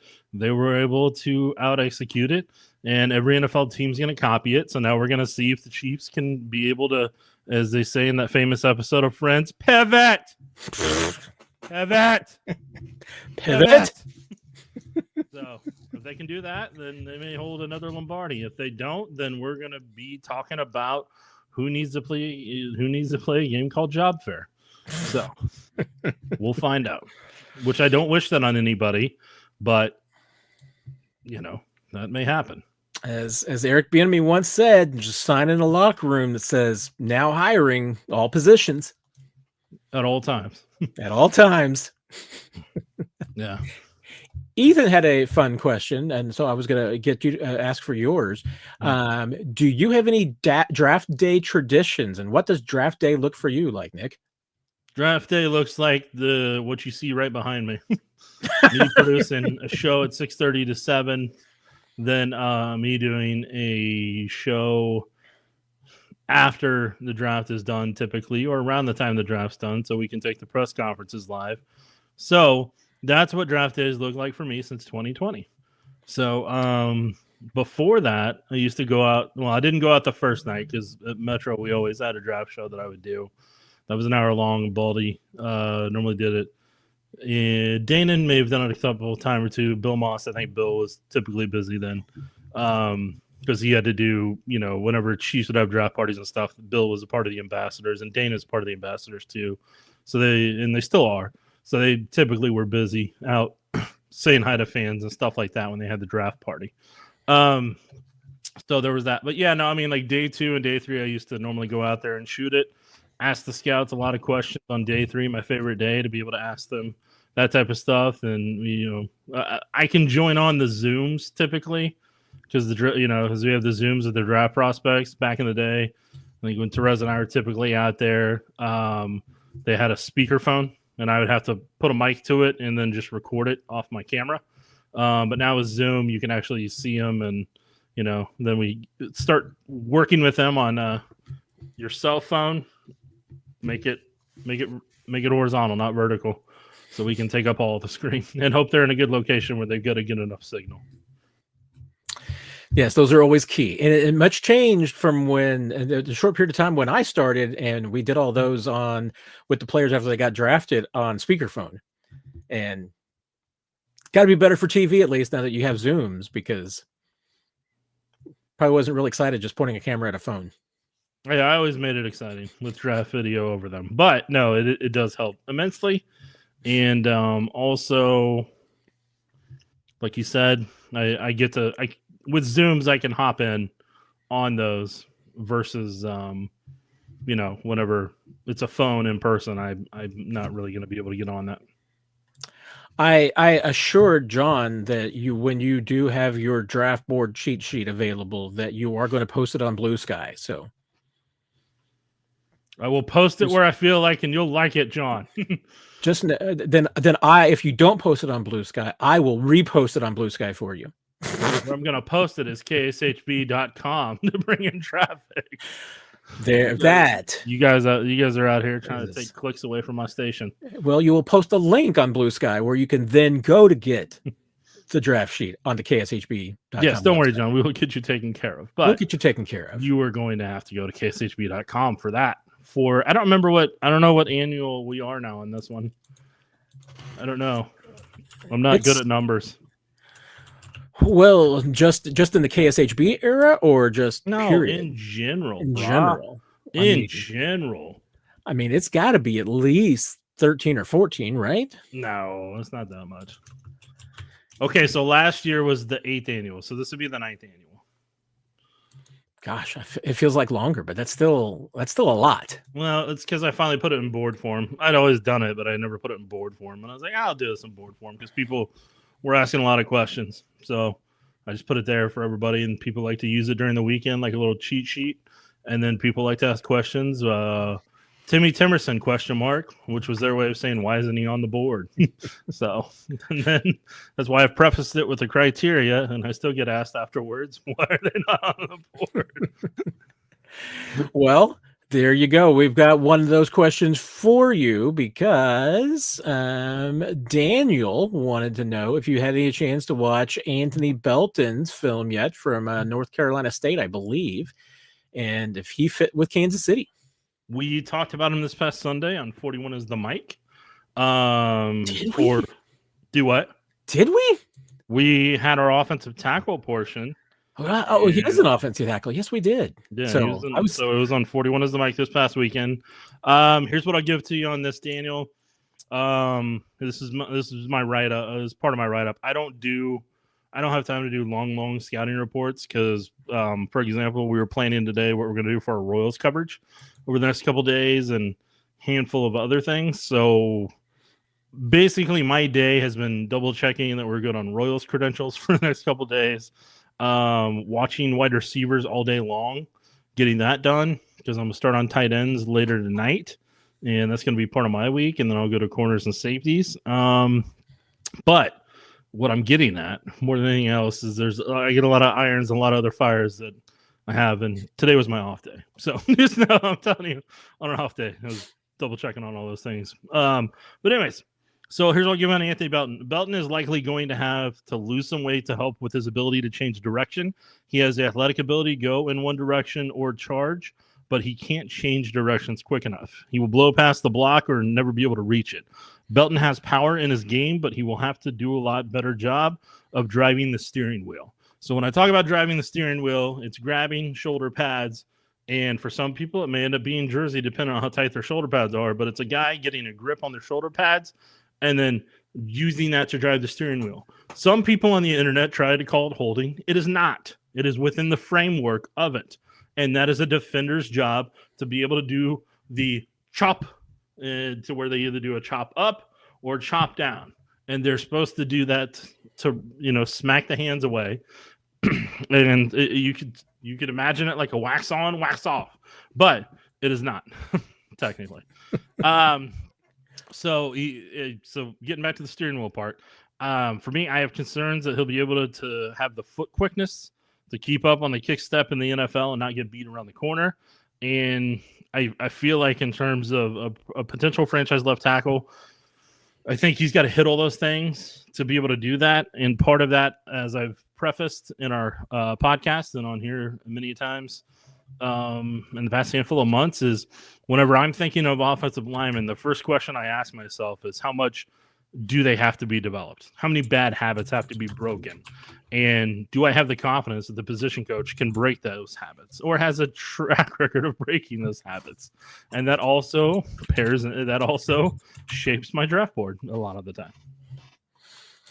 And with good reason. And, I really should have remembered him more because his arms are 33 7/8, which means he's only an eighth of an inch away from being a legitimate left tackle. Yeah, no, I mean, he's on the ballpark whenever, and I know that people are having issues because they're doing arm measurements at players' pro days now too because of the combine, and they're getting to different. So there's a third number now on a lot of offensive linemen. I expect nothing less, and I assume that everybody has been doing their arm lengthening exercises since the combine. Like, why is he out there? Why is he out there with a rubber band right now? Why is he just hanging from a chin-up bar? What is he doing for hours on end? Yes. Eric wants to know what impact positions will the Chiefs draft? He's praying running back, wide receiver, and good D line help for Chris Jones. So there's two things that I feel like the Chiefs have to come away with in this draft. It is multiple pass rushers on the defensive line, like you're talking about, Eric, and it is an explosive running back. If you have to get two explosive running backs, then do it. I don't care. But the running back room needs to be explosive. It needs to be able to be a game changer because what you're going to go into now is when teams are going to use a lot of that zone coverage, you need a running back that can take them to church. I haven't used that in a while, but I'm going to right now. You need a running back that can play a game called look at me, run by you. So you need explosive at the running back position. Chiefs have not had explosiveness at the running back position. People can argue with me and say, well, Pacheco runs a 4.3, whatever, 40. That's in a straight line. I need a guy that can be able to move, dodge defenders, stop and, be able to stop and start again, be able to juke move, cut back, keep the lean, have the balance, and run 20 yards into the end zone for a touchdown. Elijah Mitchell can do a part of that if he's healthy, but I'm not banking on a guy being healthy. You need as many pieces as you can depth-wise to be able to make that happen. Isaiah Pacheco is he is a straight line power running back who isn't in a power running back's body. And so that's what's led to a lot of those injuries, and that's just what his career is going to be. So, like, whenever his contract expires, you'll have to see where he's at from an injury perspective and go from there. Kareem Hunt's going to be a short yardage back. Who Kareem Hunt was in 2017 isn't who he is now or who he's going to be next year, more than likely. So you need actual explosiveness at running back on this roster. Those are the two things that would have helped the Chiefs more than people realize throughout the season. Wide receiver, I would love to see, but then the Chiefs also have to start figuring out the cornerback / potentially safety situation as well. That's where I think they're going to need more picks, because if the Chiefs only invested in running back, D-line, wide receiver, hey, I'm good with that. But I know down the road, the problem at cornerback is going to come into play, and they're going to need more than just Fulton and McDuffie locked in on the roster long-term at that position. Yeah, and I mean, and you've hit three of the positions too, Eric, that I think have to be on the Chiefs list. I mean, they need a running back with speed. They need to be taking a wide receiver, as Nick and I have talked about pretty much every single year. And they need defensive line help of all sorts. I mean, they need two different defensive linemen, defensive tackles. They need a true nose tackle that can eat up some space. They need a future 3-tech that can help, one day take over for Chris Jones or even give him some reps off now and then now. And they need another edge rusher because you never have enough of those. So I wouldn't be surprised if they hit all of those in the draft. I mean, they need help at all three of those spots. So I'm with you. Okay, let's see. I would be interested to know how you switch to Diet Dr. Pepper, because I have considered doing what I did, with my tea, which, I managed to get myself onto fully unsweetened tea by starting with sweet tea and then just slowly mixing sweet tea and unsweet tea until I eventually was just drinking unsweet tea. I wonder if I could do the same thing with Dr. Pepper. But my other problem is that aspartame really bothers me and just bothers my stomach. So I don't know if I can ever do it. And I can tell the difference. I mean, people tell me, oh no, Dr. Pepper is one of the ones where you really can't tell the difference. I can tell the difference, Nick. Okay. Just saying. All right. I can tell the difference. All right. Pano says, okay, hey, Nick. So everything ultimately falls on Andy Heck's schemes or whatever's. He's getting up. He said Andy. He says Andy schemes, but I think we know which Andy he's referring to based on our previous conversation. He's getting up in age. Should he consider retirement? Maybe a good idea. I don't know which Andy he's talking about, so I can't fully answer that. If you're referencing Andy Reid, no, you don't. No, it would not be Andy Reid. No, he should not retire. But Andy Heck, I mean, look, whatever's going to happen is going to happen, man. I've already accepted that that's going to – we'll see how that thing goes. Yeah, we'll just see how that goes. Well, we'll see how that goes. Oh, Deldrick, I am really high on Ethan Driscoll. If Driscoll beats out the newly signed left tackle, Jalen Moore, can the Chiefs get out of the contract? I mean, after 1 year and $21 million, sure. But and Driscoll, they had it right tackle last year. So I know people are already trying to pencil him in at left tackle, but for the most part, he spent most of his time at right tackle up at camp and in preseason, if I remember correctly. So, I mean, we'll see what happens when this training camp rolls around. OTAs, I don't care about. They're going to put guys everywhere. But whenever training camp rolls around in July, we'll go from there. Yeah. Same observation here. I mean, hey, if Ethan Driscoll can become a future right tackle, that's great. But yeah, I don't think he's going to be in the conversation on the left side. I mean, unless things just change dramatically from last year's OTAs and training camp. Not really a question here, but he put seven question marks in it, Nick. So I was going to bring it up anyway. He hates the fact that we never got to see prime Jamal Charles with Patrick Mahomes. Yeah, I mean, look, it would have been cool, but Jamal got drafted in 2009. So, I mean, 10 years in the league at that point would have been, 2018. So, we got to probably see kind of close to it in those, 11, 12 games of 2018 with Kareem Hunt, because that was Kareem at his best. Yeah, I mean, it's the closest. That's the closest.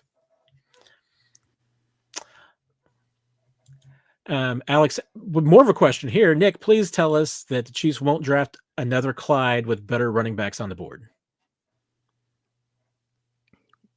I don't know if there's a quote unquote Clyde in this draft. So, because the guy who would be closest to Clyde in terms of height, weight range would be RJ Harvey of UCF, and that's probably not going to be. He's not going to be drafted probably till the 4th or 5th round. So, I mean, that would be in that range if that's the road they go down.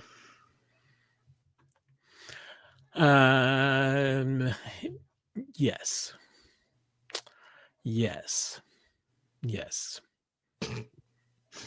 Well, I was just thinking, I mean, you're right. I mean, there's not really any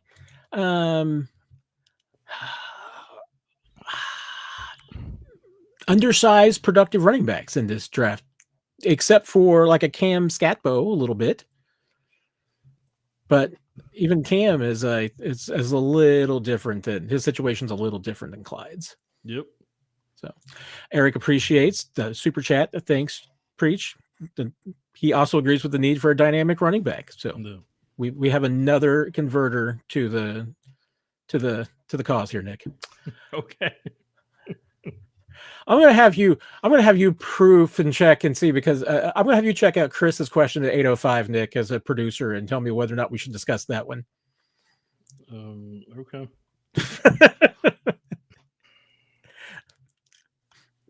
Or is it just too grim? And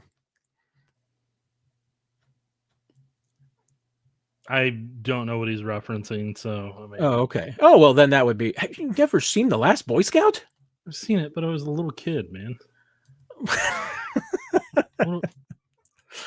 Well, okay, I'm going to be grim here. Then, since someone asked, I'm going to bring it up. If I can go back and find it. So, do you have any fear of seeing the opening scene from The Last Boy Scout, Bruce Willis movie? Yes, a classic Bruce Willis movie.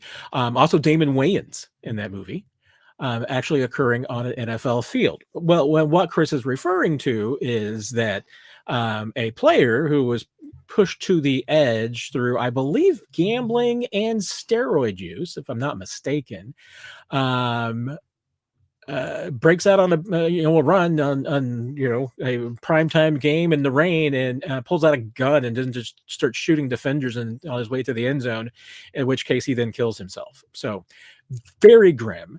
No, I mean, I am pretty sure that getting a weapon into an NFL stadium, even for a player, would be extremely difficult, if not impossible. So I am going to pray to God that it never happens.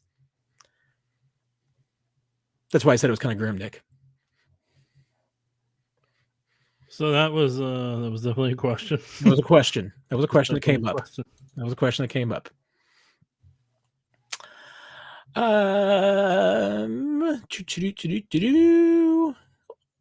Okay.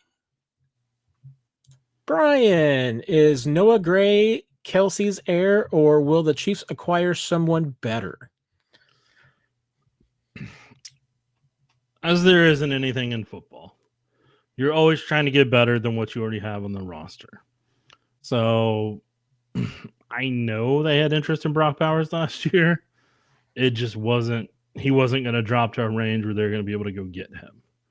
So I'm just telling you, like, I mean, if there was an opportunity to get a player of Brock Bowers' caliber and be able to do that, then, I think the Chiefs are always going to be looking to upgrade at every single position they can except quarterback. So, doesn't matter who they have on the roster right now. That's how you build a champion, is you're always looking to upgrade at every spot, no matter what you already have. So Noah Gray has come a long way from whenever he got drafted, and he has continually improved his game. And he may be the guy that's the tight end for a handful of years after Travis Kelce's done and over with. But, for right now, I mean, you got Travis Kelce, so it doesn't really matter at this moment. And, I mean, Noah Gray, do I think you just can't compare him to he's going to be the next Travis Kelce or something like that, because he's not going to be in that same ballpark. Like, Travis is one of one. So he's not going to be that same athlete, same ability overall. But, I mean, I think Noah Gray can be, serviceable tight end. And if he's the tight end, I think they'll need some help at running back or wide receiver to really kind of even out everything that Noah Gray is asked to do, because he's just not going to be at the same level as Travis Kelce. And I would spin this as, it's not that you're looking for somebody better than Noah Gray. I think you're just looking for somebody different than Noah Gray, because Noah Gray's, I mean, not the same type of tight end that Travis Kelce is. I mean, they're like 3 or 4 inches apart in size. Travis has always been just bigger in general. I mean, he's a big, tall tight end. And Noah Gray is a little bit smaller, more nimble tight end. I mean, and not the blocker that Travis is. I mean, they're just two different players. And I've always tried to kind of express this. I mean, there's not one flavor of tight end. I mean, there's at least probably 3 or 4 different variations of tight end. And honestly, if you ask the tight end coach, they might tell you that there's more like 12. I don't know. But, there's different versions. And honestly, I mean, and this kind of ties in with Brian's follow-up question, is tight end being overlooked by most in this draft, considering Kelce is likely to retire? And I mean, say likely to retire, certainly likely to retire eventually, because he's getting close to that. I mean, I feel like if I'm the Chiefs, I would probably be taking a tight end almost every year right now, trying to find that guy that you compare with Noah Gray for a period of time to be your next tight end. You did that with Jared Wiley last year, and maybe Jared Wiley will still be that guy. I mean, he's coming off an injury though, so you might not know what you have in him, and maybe that will keep him from being the guy that you hoped that he was. I don't know. If that's the case, then I think I might take a shot at tight end this year, if there's the right player at the right spot. I mean, you don't force it for any reason.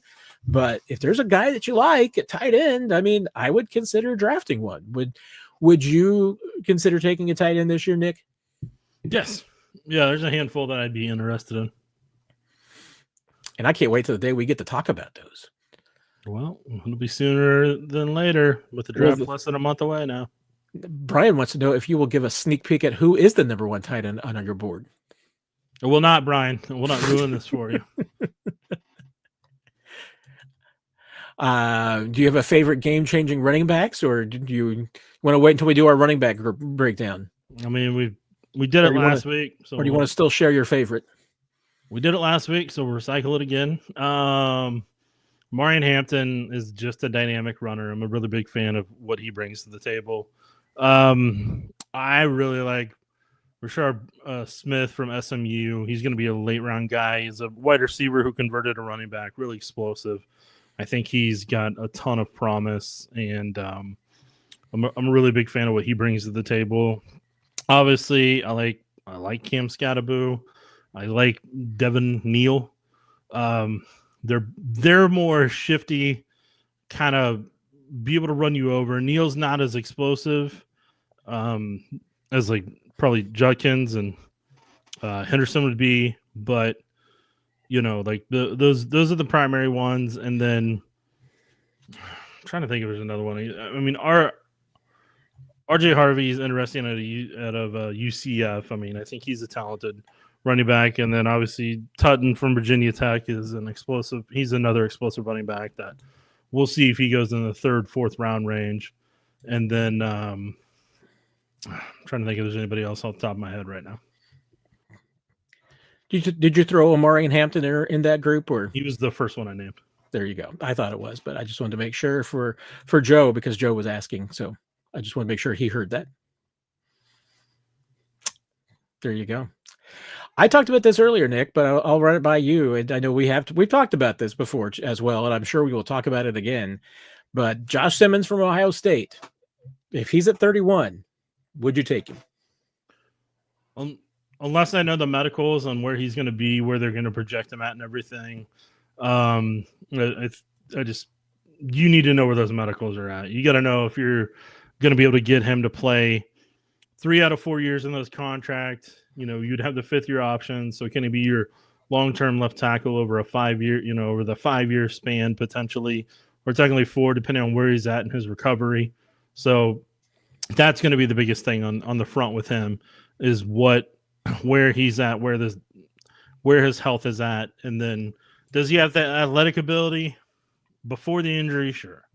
Could he be a guy that you would take at tackle for the injury? Sure. But everything I'm saying is before the injury. So like where he's at now, that's what every single NFL team is going to try to figure out, going to try to find out, try to project, and then decide if as Therese would always say, is the juice worth the squeeze, to where they're going to be able to get the 5 years potentially contract wise that you would set up for with the guy 31st overall, or is it something where he has knee problems the entire time that you have him on a rookie contract and he just never really can be able to get back to the form he did beforehand, and then fans are complaining 4 years down the road, what a wasted pick, can't believe they did this, and then now you're comparing him to Trezell Jenkins. There is that. And I mean, I'll add this, and this, I kind of alluded to this in my answer earlier, but I will say this. I mean, and we don't always know about these, but I will say, if your team brings in Josh Simmons on a top 30 visit, they're seriously considering taking him at some point. I feel like if your team does not bring him in for a top 30 visit, you're probably not considering him at all. I mean, and we don't always get to hear about these visits. I mean, sometimes they sneak them in. Sometimes, players don't want to, and agents don't want to publicize them. Sometimes teams don't want them out there. So we don't always learn all 30 of them. One that they were able to sneak in here a long time ago? I got tipped off about it that night, but I was like, I'm not wrecking this one, man. Who was that? He starts under center. Ah. Yeah, they brought him in for a visit, and I got texted that night about it, and I was like, "Oh, outstanding, outstanding!" I was like, "Well, I'm not wrecking this one." There you go. I magically mocked him that year, 2017. Even though it was that was the weirdest year I had trying to cover the draft, man. That was 21. What? 21? 2017. 2017. Oh, yeah. That was the weirdest year because, I'll just reveal behind the curtain. Because I thought you were saying at center, not under center. I gotcha. Yeah, under center. Yes. He takes the snaps and he's called the franchise. Yes. But no, because 2017, that's whenever I found out that April that my position was being eliminated, and then so I got to hang out there for a month and cover the draft and cover the Chiefs things, and I'm wondering at each time I'm out at John Dorsey's press conference, or I'm out at this press conference or that press conference. Is this the last time I'm going to cover the Chiefs in person? Is the last time I'm going to be credentialed? Is the last time I'm going to go cover Royals and stuff like that? And you kind of reflect on, is this a lot of those last times, and what are you going to do with your life after that? Since this is what you went to college for and pretty much, wanted to do since you were 9 years old type of thing. So that was not an easy weekend. Even though I'm literally, and I got texted right before the pick was made that's who they're picking, and I had to weigh.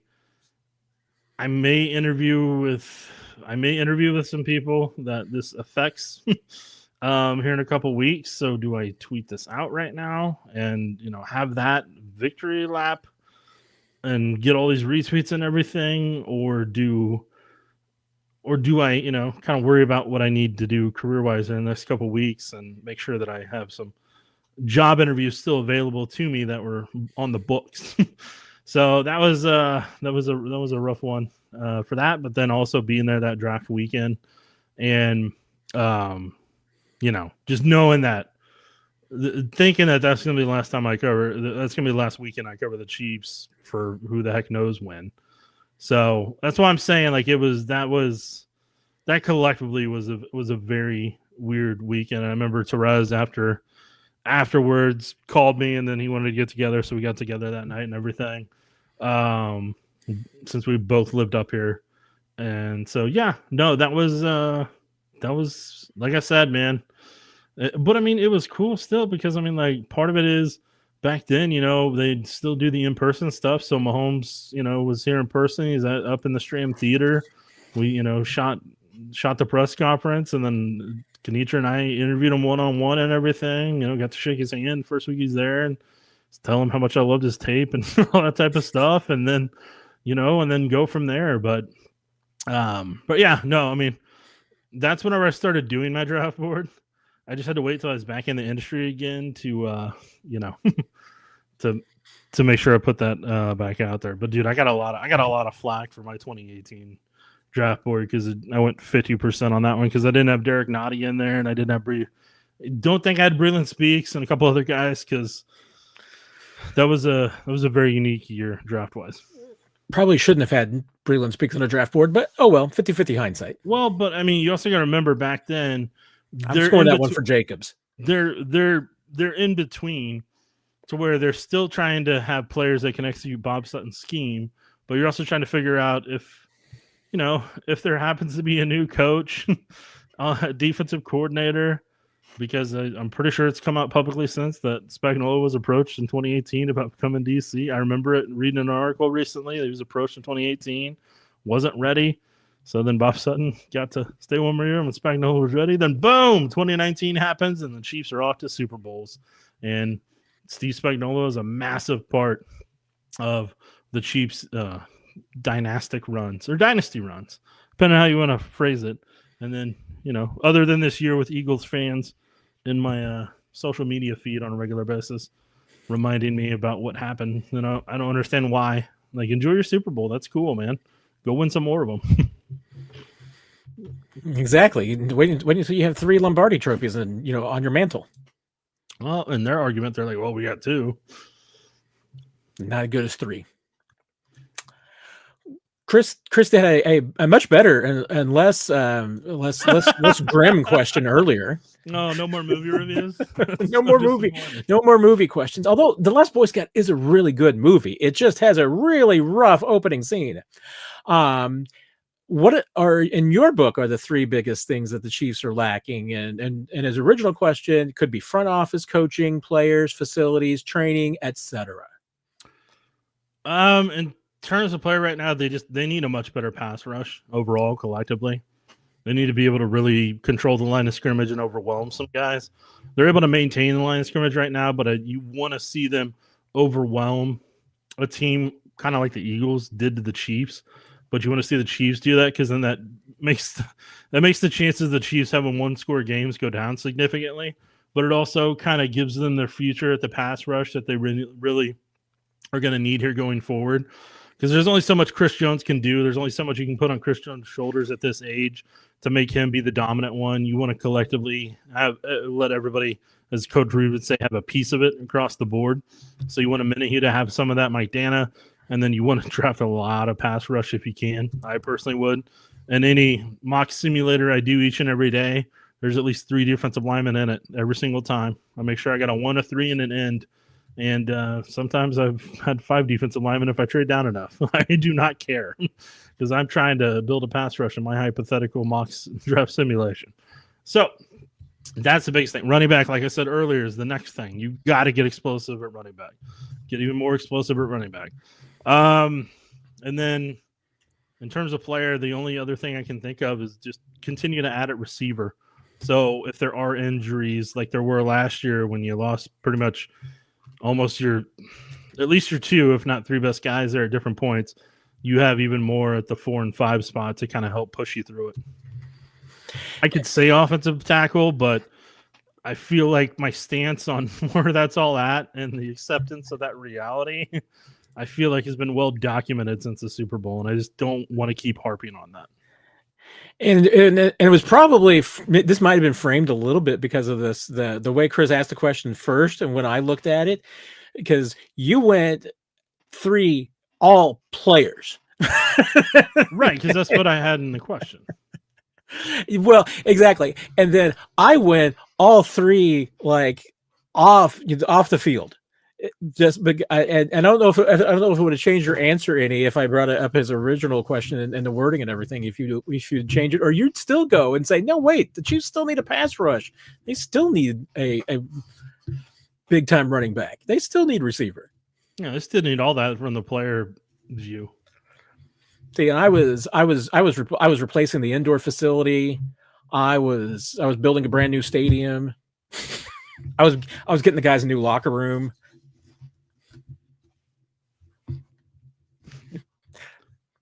Okay, so you want me to answer this now as this, or no? I guess I'm just kind of curious if you would answer it differently had I put up this wording of the question rather than the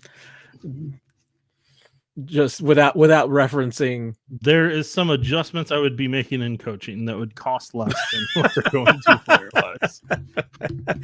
I think we all know that one. And they would be on the offensive side of the ball.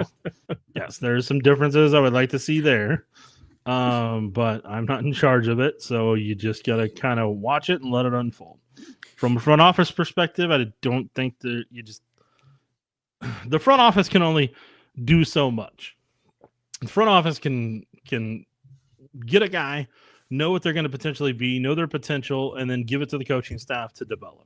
It's up to the coaching staff to develop it at that point. And then it's also up to the player to have that level of drive. So on those fronts, that's all in unison together. From a facility perspective, I mean, look, the Chiefs have the business part of it is incredibly nice facility, more than it's given credit for. And the grounds crew does a phenomenal job with that grass. And when I was a little kid, I got to play in the practice field. I got to play offensive line, defensive line in a game. And I was marveled when I was doing stretches in the grass back then. I marveled at how soft the grass was. Like you could sleep on the grass and it was that comfortable because of the type of grass it was and because of the sand they put in it. It wasn't like a hard like whenever you fall on a normal lawn, just how hard the ground is. It wasn't like that at all. So even whenever I was trying to make a tackle or I'd get hit on the ground during the game, it was soft. It was gentle. And so that always stuck with me about that field. And that grounds crew obviously did a phenomenal job back then, and they still do now. So tip of the cap to them on that front. I think they've outgrown their facility personally, with how much you need to succeed in the NFL. So I think, yes, you could get a new locker room. You could get a more spacious locker room.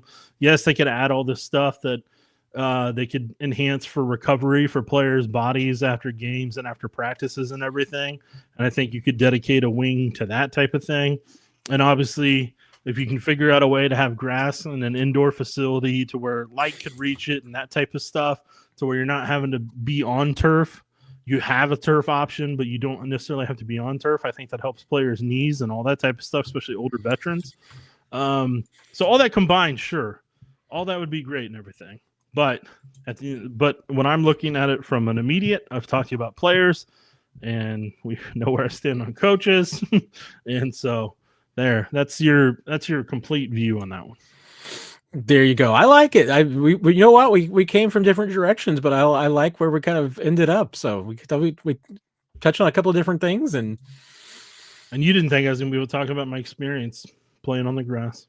I like that. I mean, because I was talking about, that the Chiefs got rid of that old, terrible AstroTurf practice field that they had that originally was going to be for, community events and for, kids games. And, we're trying to bring in high school games and everything and put them on that turf field. And I don't think I don't know if they ever did that on that turf field because nobody wanted to play on that turf field.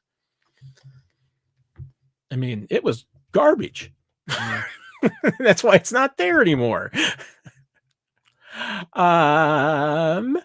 Mitchell, shouldn't the Chiefs have tried to get Evan Ingram? I feel like he's going to destroy KC's linebackers twice this season.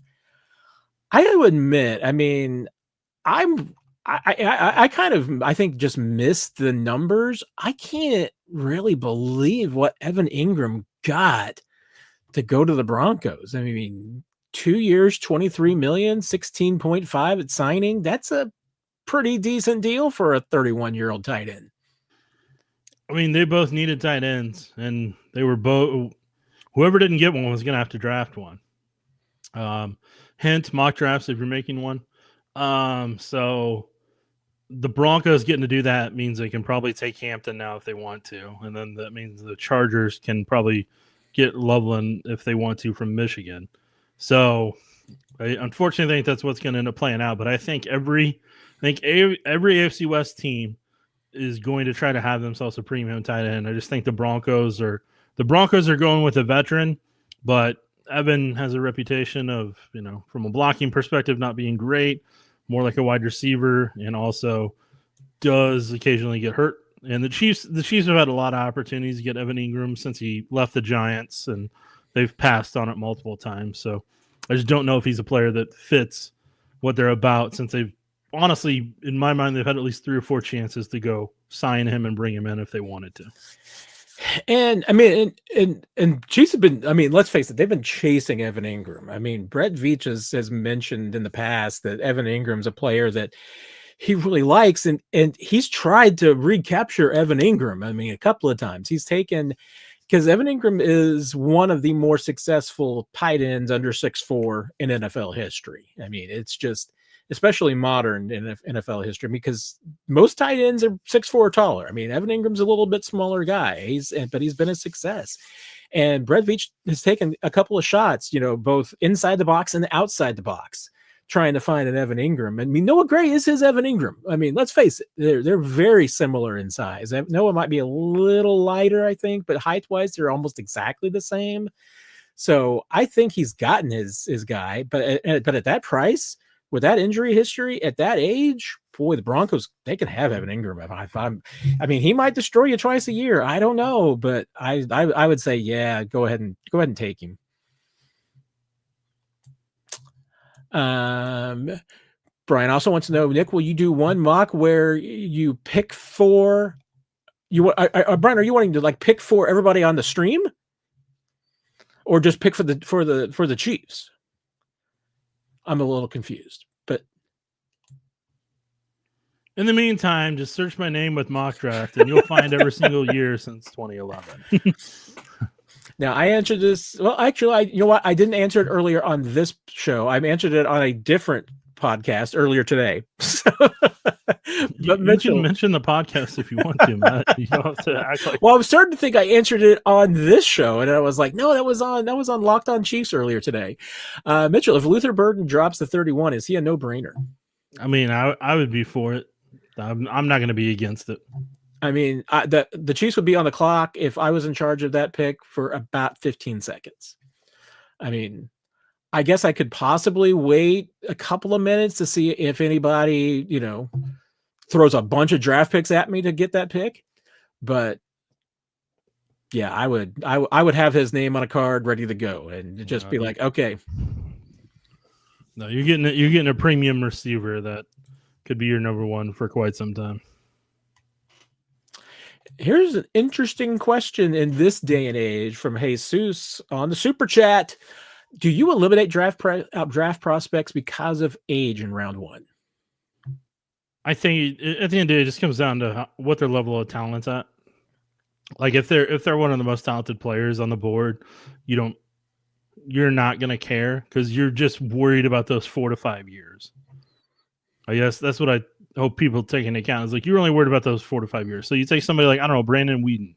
The Browns went and took a chance anyways, even though he was an older quarterback back then. Or who would be Chris Winkie would have been an older one too. Yeah. So, I mean, the team still took chances on them. I want to say Whedon was round 1. Winkie, I think, was later by the Panthers.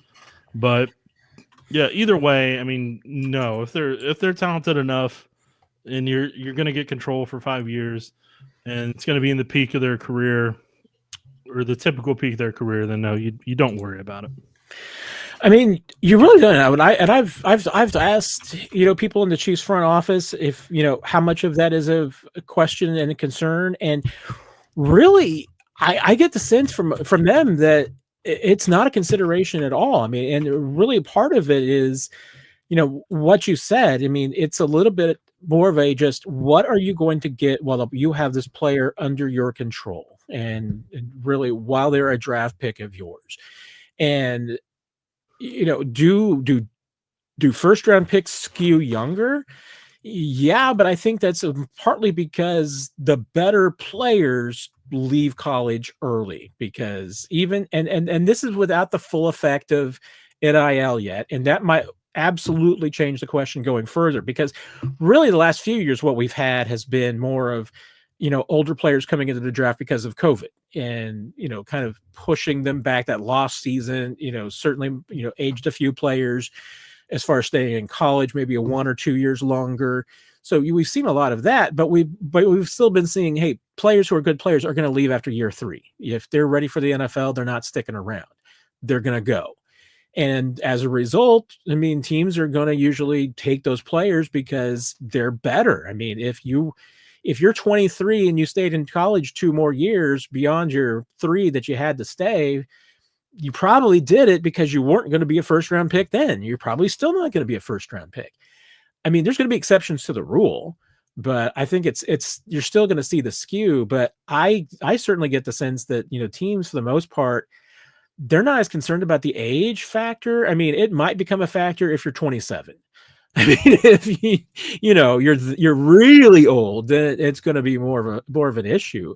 But I get the sense that teams are of the nature that if a guy can play, and they project that he's going to be a good player for 4 years, they don't care if he's 21 or he's 23. But as always, Nick, your mileage may vary. It might. It probably will. Probably will vary.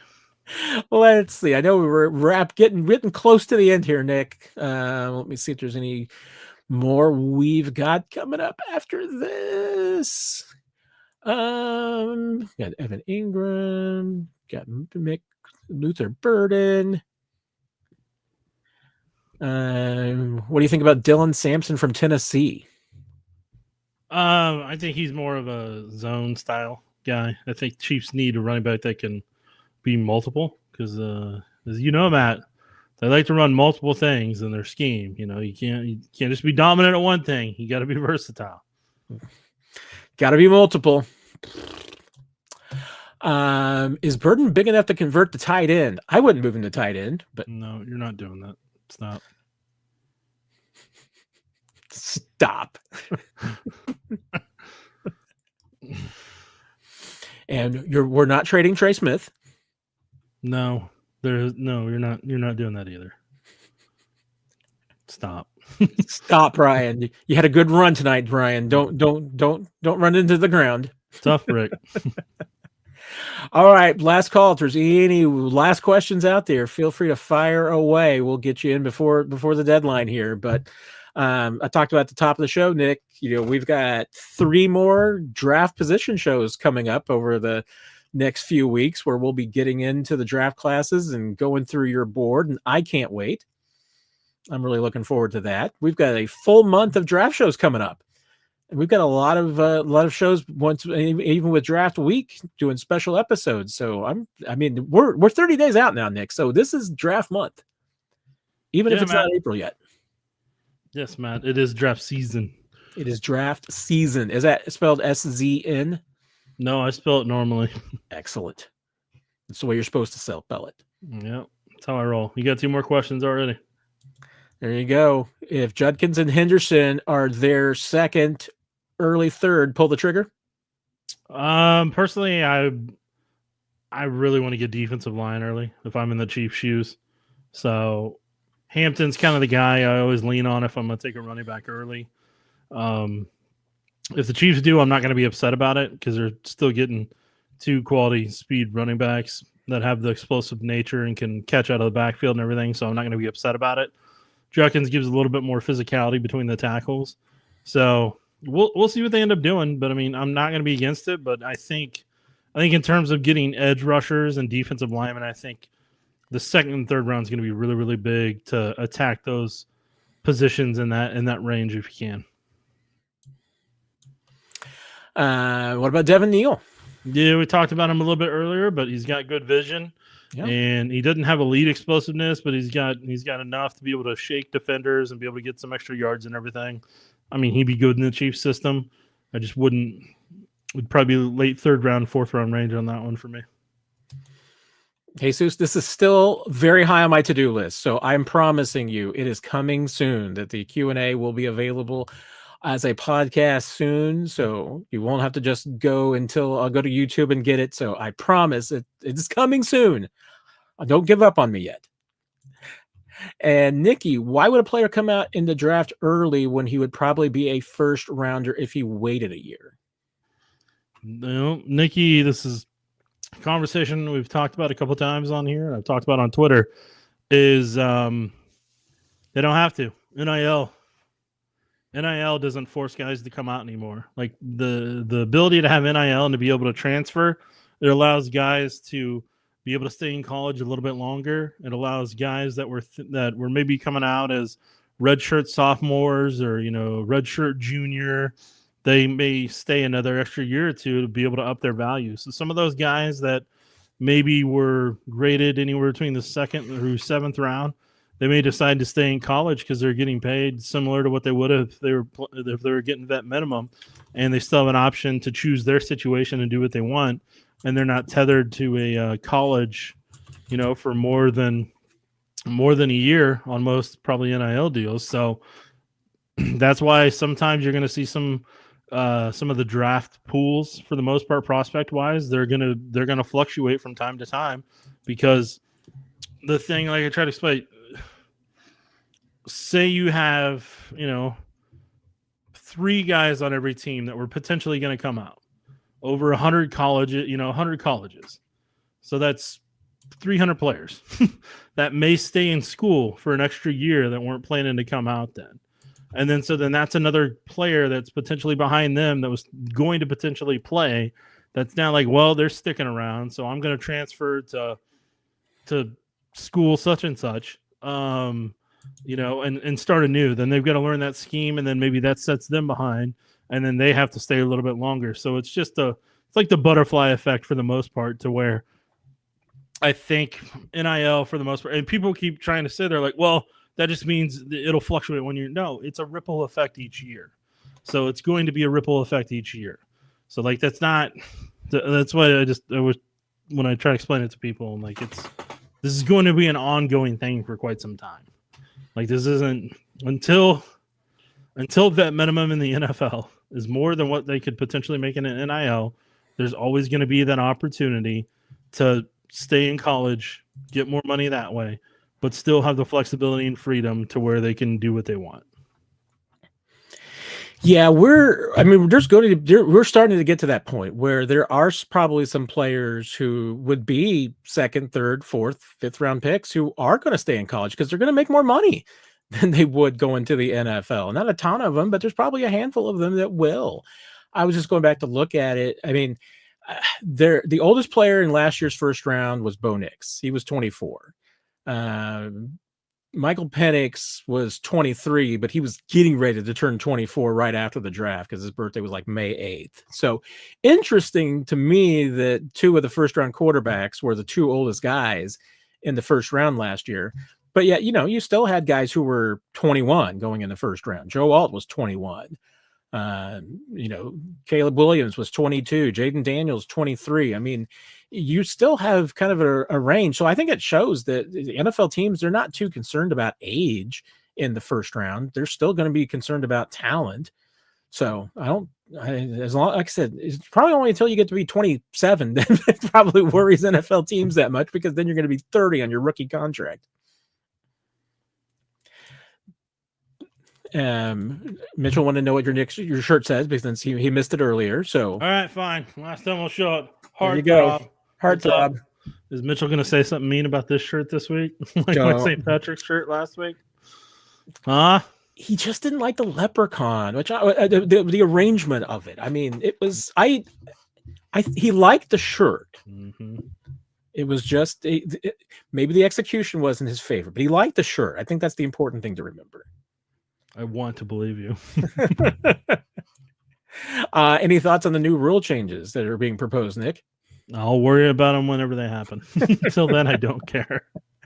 It's a little bit of my philosophy, although today when I learned that and heard that they're talking about changing the touchback from the 30 to the 35 and they don't want to move the kickoff back, I'm like, why not just move the kickoff back? It's going to have so much more impact on creating more returns than... Yeah, you remember when I asked Dave Tobe about that at the press conference? I was like, why don't you just move the kicker back 10 yards? Yes. Just move the kicker back. Everything else can stay the same. Yes. Brian, making up for some of the questions he had there earlier with some typos. First annual Chiefs Digest meet and greet at Zarda's. I mean, we actually should do something like this, Nick. I'll have to check my calendar. KCDC, does Poppy make the 53? You're talking about Isaiah Pacheco, I assume? There's another Poppy? Yeah, that's who we're talking about. There you go. I mean, unless he's hurt, I would say he's correct.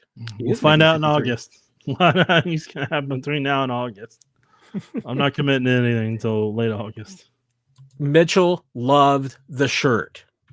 It was just the graphic was too low for his taste, but he loved the shirt. So focus on the good part of it, Nick. I want to believe you, Matt. Mitchell and I would not lie to you. I don't know. You might.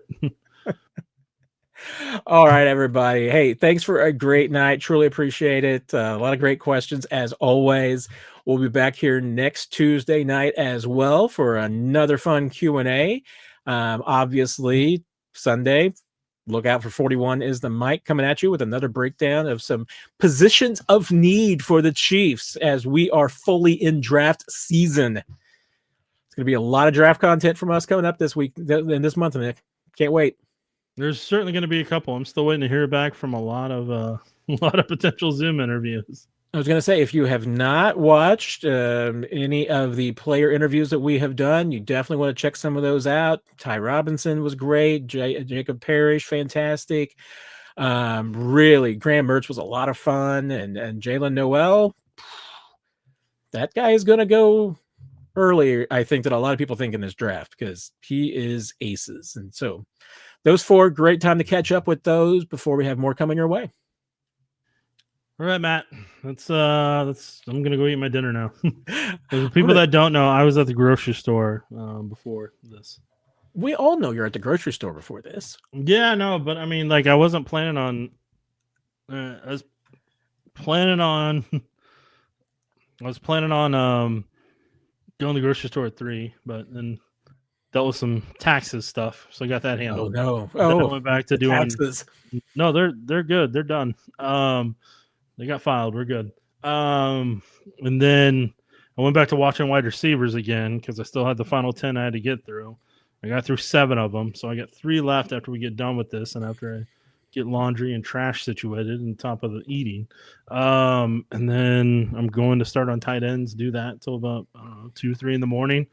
Wake up, then go start my day. How does Nick spend his off days? Taxes, wide receivers, and the Chiefs Digest Q&A. And groceries. Don't forget groceries. Don't forget groceries. And laundry. And trash. And laundry. I got trash out tonight. I'm going to have some graham crackers and Gatorade, and then go out and do my trash as well. So outstanding, sir. Don't forget. I got my lottery tickets too because I know people are concerned about that. Excellent. I know. Well, best of luck to you on that front for sure. I don't know what you're talking about. You're never gonna know. You're never gonna know if I win ever. Oh, I'm definitely gonna have some suspicions. How are you gonna have suspicions? Tell me how you're gonna have suspicions. Like I said, I mean, all of a sudden your truck's gonna be a little bit nicer. I'll drive the same jalopy forever. Your novelty T-shirts will be bedazzled with jewels. I would never do that. I'm not that flashy. I'd buy more of them, but I mean, it wouldn't be that flashy. I was gonna say, I think I'll see the signs, and I'm gonna do everything in my power to make sure you never do. That none of you do. That none of you know. None of you suspect. That's why we love you, Nick. Always got to keep him guessing, Matt. There you go. Hey, everybody, have a great week. We will see you Matt, Sunday. You want my final tip of the day? What's your final tip of the day? Paranoia equals prepared. I take a lot of my philosophy from what's his name? Apparently it means a lot to you. Played Cousin Eddie. Yeah, you're talking about Randy Quaid. Randy Quaid, thank you very much. I was thinking he's got a brother, Dennis. There you go. Yeah, Randy Quaid from The Paper. Mm-hmm. When asked when did he get so paranoid? When they started plotting against me. Oh boy, which is kind of crazy because then the way things worked out in real life there for a while, and him going to Canada and everything. He favored it. He always favorites my tweets, so I always appreciate that. Whenever I talk about Christmas Vacation, I do feel honored about that. He does it every time. A right nice Twitter account you got there, Nick. Well, I can't complain. It's pretty cool. That is pretty cool. All right, everybody. Have a great week. We will see you on Sunday for 41 is the mic. Take care. Have a good one.